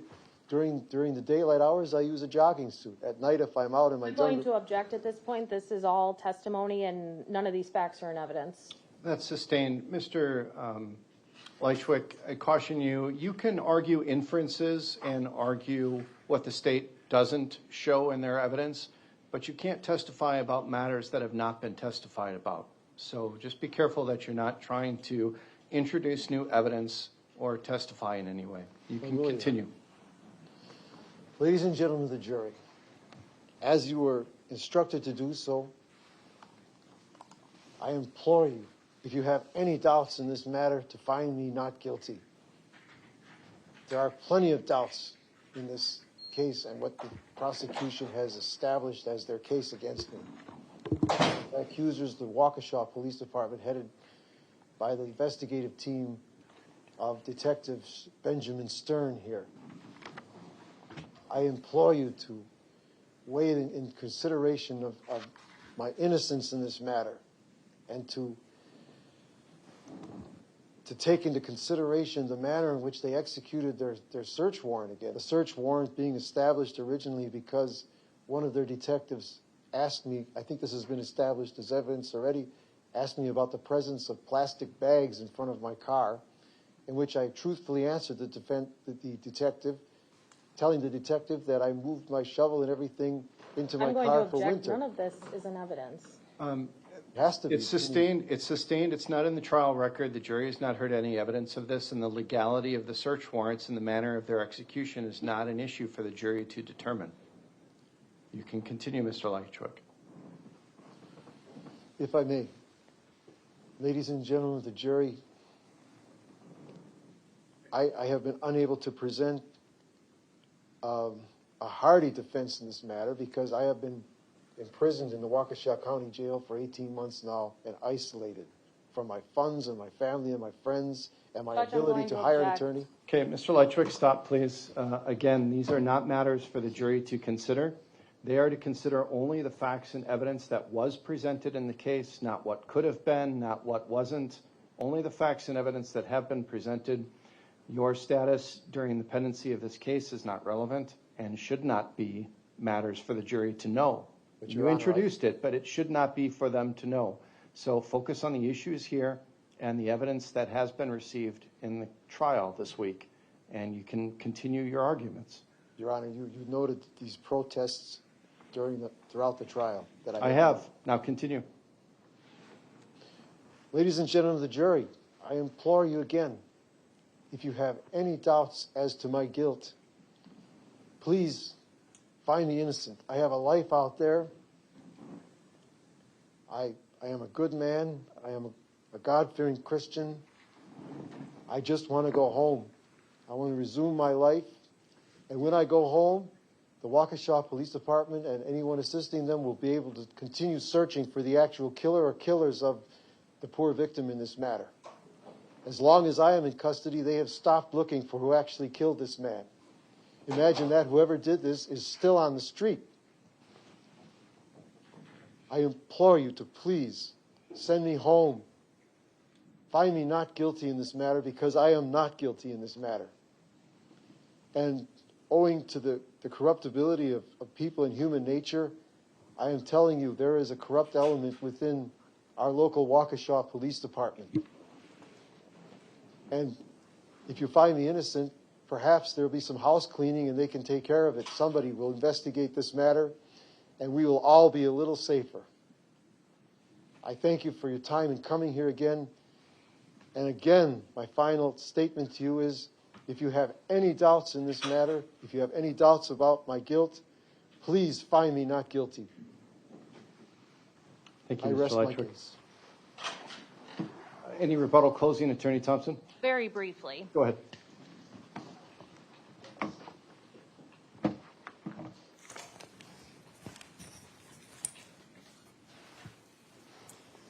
What I'd like to posit to the jury is there's probably someone else who really wants to go home or wanted to go back to his apartment that night.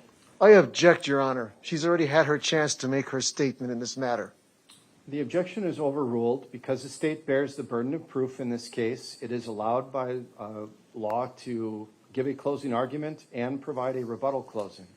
So the state gets the last word. Attorney Thompson, you may continue. Thank you. Mr. Maldonado had plans with his daughter, and she never anticipated that he wasn't coming back to his apartment that night. And so who's responsible for that? Mr. Lychwick. So let's all remember why we are here. Because Mr. Lychwick murdered Mr. Maldonado. And that's what this evidence shows. And the law that the judge read you is not, if you have any doubt, you're not searching for doubt. You search for the truth. And the standard is not beyond all doubt. It is Objection, beyond. Your Honor. What's She's your trying objection? to instruct the jury to find me guilty. I disagree, Mr. Lychwick. The state is reciting elements of the reasonable doubt instruction. That's permissible. And ultimately, ladies and gentlemen, you are bound to follow the law and the instructions I give you, not the law and the instructions the attorneys may interpret or recite. Ultimately, what's in the jury instructions is what you follow. Attorney Thompson, you may continue. Thank you. As I said, it's not any doubt. It's not even beyond all doubt. It is beyond a reasonable doubt.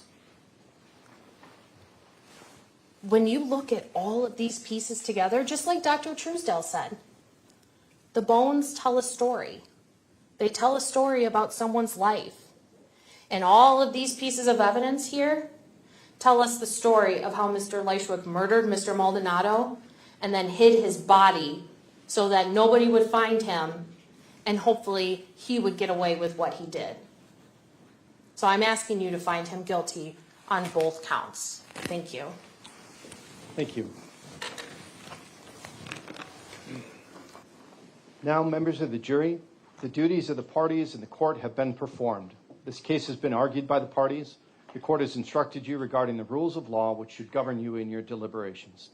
The time has now come when the great burden of reaching a just, fair, and conscientious decision of this case is to be thrown wholly upon you, the jurors selected for this important duty. You will not be swayed by sympathy, prejudice, or passion. You will be very careful and deliberate in weighing the evidence. I charge you to keep your duties steadfastly in mind and, as upright citizens, to render a just and true verdict. You are to decide only whether the defendant is guilty or not guilty of the offenses charged. Any consequences of your verdict are matters for the court alone to decide and must not affect your deliberations. The following 4 forms of verdict will be submitted to you concerning the charges against the defendant, Kevin Lychwick. As to count 1, one verdict reading, we, the jury, find the defendant, Kevin W. Lychwick, not guilty of first-degree intentional homicide as charged in count 1 of the information. Another reading, we, the jury, find the defendant, Kevin W. Lychwick, guilty of first-degree intentional homicide as charged in count 1 of the information. As to count 2, 2 verdicts. One reading, we, the jury, find the defendant, Kevin W. Lychwick, not guilty of hiding a corpse as charged in count 2 of the information. Another reading, we, the jury, find the defendant, Kevin W. Lychwick, guilty of hiding a corpse as charged in count 2 of the information. It is for you to determine whether the defendant is guilty or not guilty of each of the offenses charged. You must make a finding as to each count of the information. Each count charges a separate crime, and you must consider each one separately. Your verdict for the crime charged in one count must not affect your verdict on any other count. This is a criminal, not a civil case, and therefore, before the jury may return a verdict which may legally be received, the verdict must be reached unanimously. In a criminal case, all 12 jurors must agree in order to arrive at a verdict. When you retire to the jury room, select one of your members to preside over your deliberations. The presiding juror's vote is entitled to no greater weight than the vote of any other juror. If you need to communicate with the court while you are deliberating, send a note through the bailiff signed by the presiding juror. To have a complete record of this trial, it is important that you communicate with the court only by a written note. If you have questions, the court will talk with the parties before answering, so it may take some time. You should continue your deliberations while you wait for an answer. The court will answer any question in writing or orally here in open court. When you have agreed upon your verdict, have it signed and dated by the person you have selected to preside. After you have reached a verdict, the presiding juror will notify the bailiff that a verdict has been reached. Everyone will return to the courtroom. The verdict will be read into the record in open court, and the court may ask each of you if you agree with the verdict. We will first swear the officer and then strike the alternates. Do you swear that you will keep all jurors on this trial together in some private and convenient place, and that you will not allow any person to speak to them, or you speak to them yourself, except to ask whether they have agreed on their verdict, and that you will not, before they render their verdict, communicate to any person the state of their deliberations or the verdict they have agreed upon, so help you God? I do. Ladies and gentlemen, there are 14 of you, and we can only allow 12 to go back and deliberate on this case, which means we must strike 2 jurors at this time from the jury pool. Those alternates are picked by random. It's probably disappointing if you get selected as an alternate because you've sat through all of this trial and you can't participate. But understand that we pick alternates the way we do just to guarantee that if any emergency comes up or we lose a juror for a family emergency or a medical situation, that we can continue the trial. So we build in a little bit of a buffer to allow for that to happen, especially on multi-day trials. So I have the list here with the alternates. If I read your name as an alternate, I ask that you stand, please. The alternate jurors are Paige Hornack and Nancy Kovacs. Okay, what we're going to do is Our jury bailiff will escort you back to the jury room to get any belongings that you may have back there. I'm going to ask the other jurors to remain where they are for now. We'll have those jurors go collect their materials, then they can be released. And once that's done, we'll have the other jurors retire to the jury room. There is, if you can wait, I can get it to her. Thank you.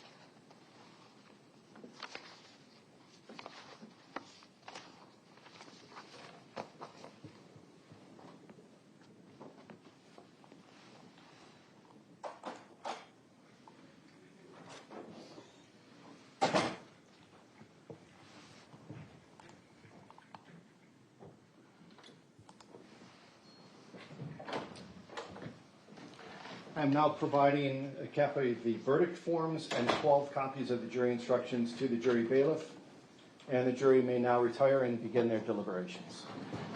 All rise for the jury.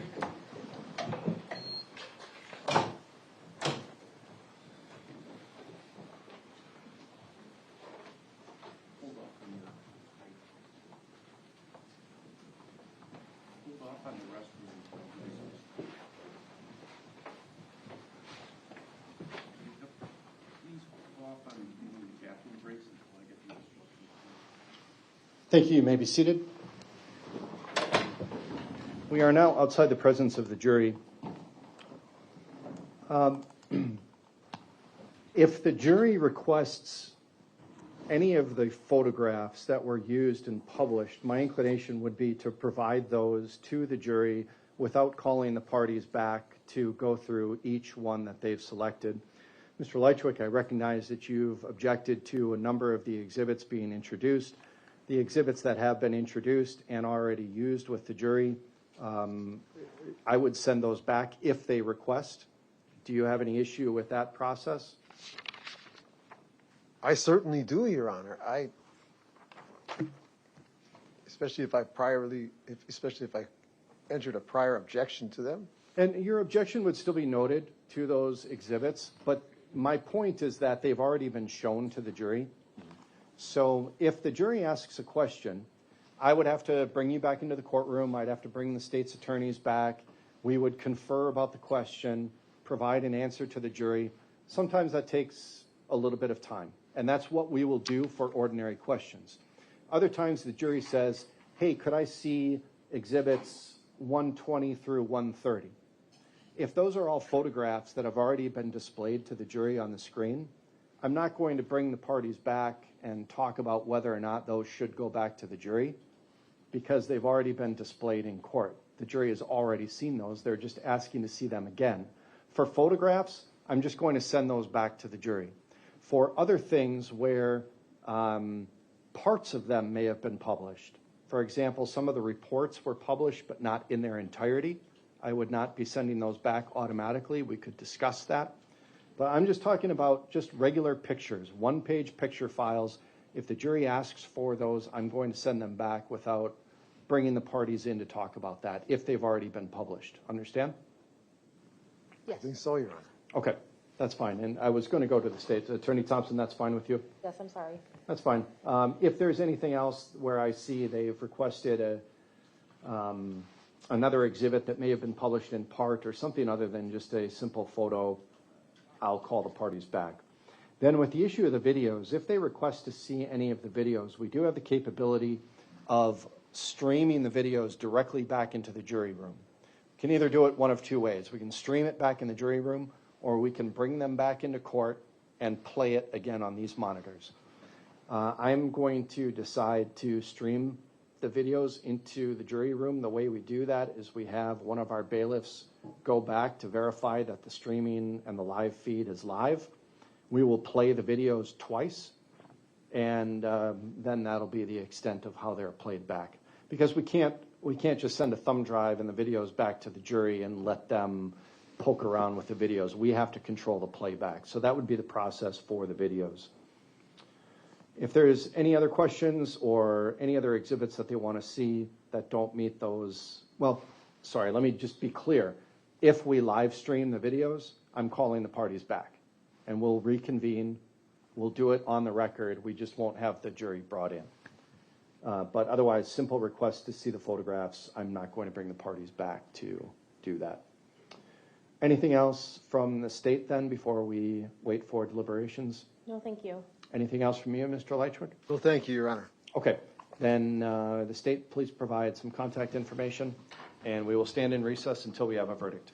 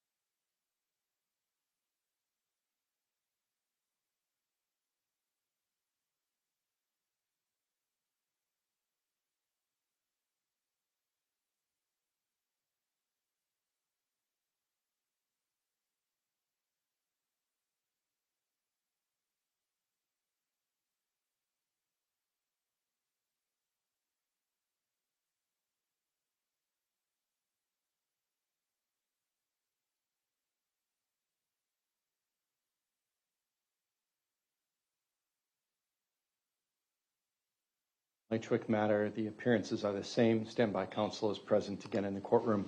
I have been advised that we have a verdict from our jury. We will bring the jury in.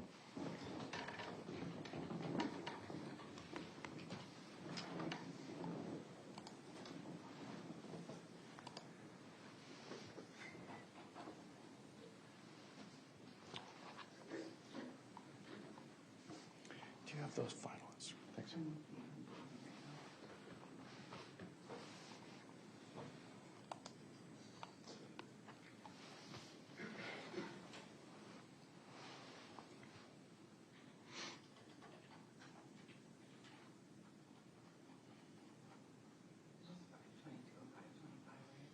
Yeah, you don't even have to do 525. Just is the 522 just the poll? Yeah. Yeah, please.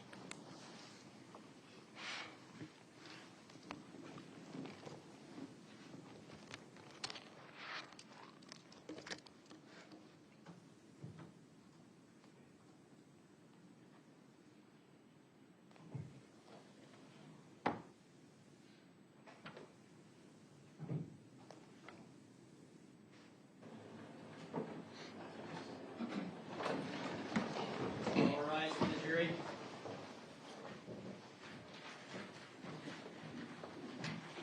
Thank you.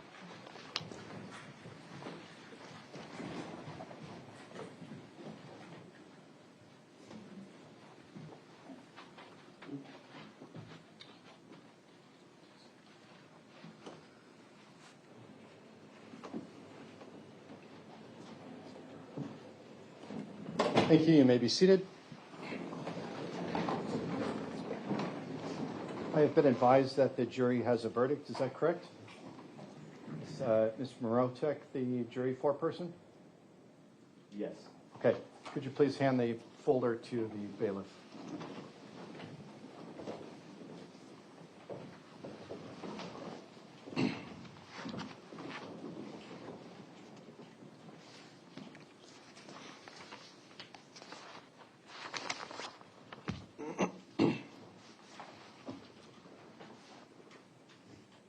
The court will now read the verdict.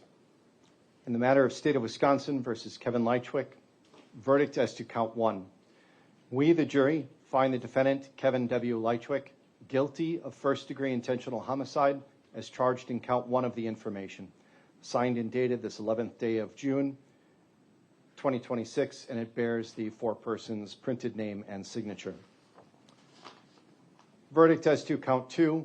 We, the jury, find the defendant, Kevin W. Lychwick, guilty of hiding a corpse as charged in count 2 of the information, signed and dated this 11th day of June, 2026, again bearing the foreperson's printed name and signature. The other 2 verdict forms are left blank. Ladies and gentlemen, I am now going to do a process called polling the jury. It's going to ask each of you individually if these are your verdicts. I'm going to start in the back corner. Ma'am, are these your verdicts? Are these your verdicts, sir? Yes, Your Honor. Are these your verdicts? Yes, Your Honor. Are these your verdicts? Yes, Your Honor. Are these your verdicts? Yes, it is. Are these your verdicts? Yes, Your Honor. Are these your verdicts? Yes, Your Honor. Are these your verdicts? Yes, Your Honor. Are these your verdicts? Yes, Your Honor. Are these your verdicts? Yes, Your Honor. Are these your verdicts? Yes. And are these your verdicts? Yes, Your Honor. Is the state satisfied with the polling? Yes. Mr. Lychwick? I don't know what to say at this point. Okay. The court has polled all individual jurors, and all jurors have indicated that these are their verdicts. Members of the jury, with the verdict delivered, your service in this case has concluded. Therefore, you may now freely discuss the matter with any individual of your choosing, and all of my restrictions on such discussions have been removed. However, it's important for you to understand that you are under no obligation to discuss this case or answer any questions about it unless I require you at some later date to answer questions about it. This applies to interactions with the parties, their attorneys, the members of the media, any other individuals. Should you choose to discuss the case with others, though, I urge you to approach these conversations with the seriousness that they deserve. I would also recommend that any discussions you engage in are ones that you would feel comfortable having in the company of your fellow jurors. and openly in court under oath. While you have the right to speak freely about this case, it is important to remember that discussions in the jury room were conducted in an environment designed to be open and free from fear of reprisal or criticism. Your fellow jurors shared their opinions fully and candidly and may not want their opinions made public. Therefore, I urge you, when you discuss the case and discuss deliberations, you discuss those from your own viewpoint and not the viewpoints of your fellow jurors. Finally, ladies and gentlemen, I have a couple of matters to still discuss with the parties. It'll take probably about 5 minutes or so. If any of you have any questions or feedback that you would like to give me, stick around in the jury room and I will come back and do my best to answer those questions if you have any. Otherwise, on behalf of Waukesha County, I extend my deepest gratitude for your service in this case. I recognize that you have devoted considerable time to this case this week, but your contribution is a vital component of our justice system as enshrined in the United States Constitution and our state constitution. So it's my hope that you have found this experience to be rewarding. You are now discharged in this case. Thank you. All rise for the jury.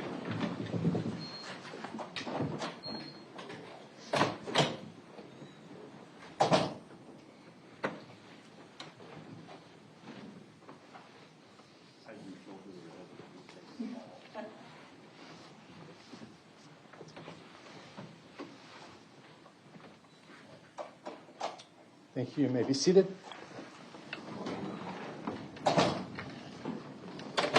We are outside the presence of the jury. Attorney Thompson, any motions from the state? I would ask that the court enter a judgment of conviction on each count.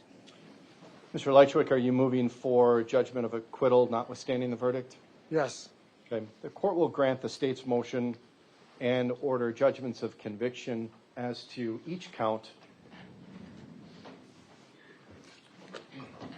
Mr. Lychwick, I'll advise you that you are a convicted felon now, and as such, you may not use or possess a firearm for the remainder of your life. You also may not vote until your civil rights have been restored. We will schedule this case for sentencing. Attorney Thompson, do you have a specific length of time in mind as to how far out you want to go for sentencing? I am not requesting a PSI in this case, so at the family's wishes, as soon as the court can accommodate, please. Mr. Lychwick, there is a mandatory sentence of life imprisonment on count 1. The court does have the ability to determine early release, or eligibility for release, I should say. One of the options you can exercise for sentencing is a request for a pre-sentence investigation. The state's not requesting one. I don't particularly need one, I don't think. But if you would like one, we could order a pre-sentence investigation. Otherwise, I could offer a date as early as tomorrow for sentencing. I would like a pre-sentence investigation, Your Honor. Okay. I'll allow for the pre-sentence investigation, so we'll schedule the matter accordingly. That'll go out about 60 days, probably.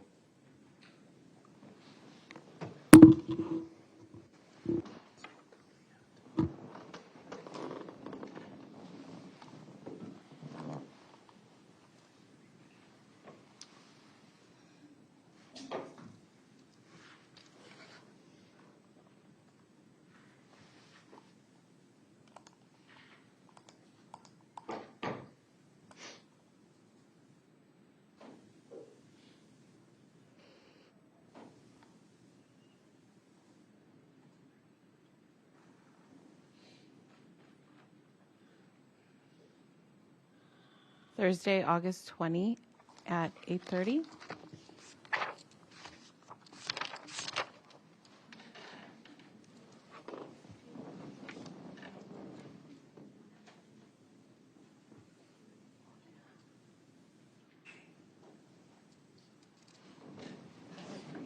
That Okay. works for the state. Thank you. August 20 at 8:30 then. The court will order the PSI. The defendant is remanded into custody. And Attorney Galaviz, the court is relieving you of your standby counsel appointment. Thank you. Anything else from the state at this time? No, thank you. From the defense? I plan to appeal, Your Honor. I understand. You will have that right, and I will notify you of your opportunity to appeal after sentencing.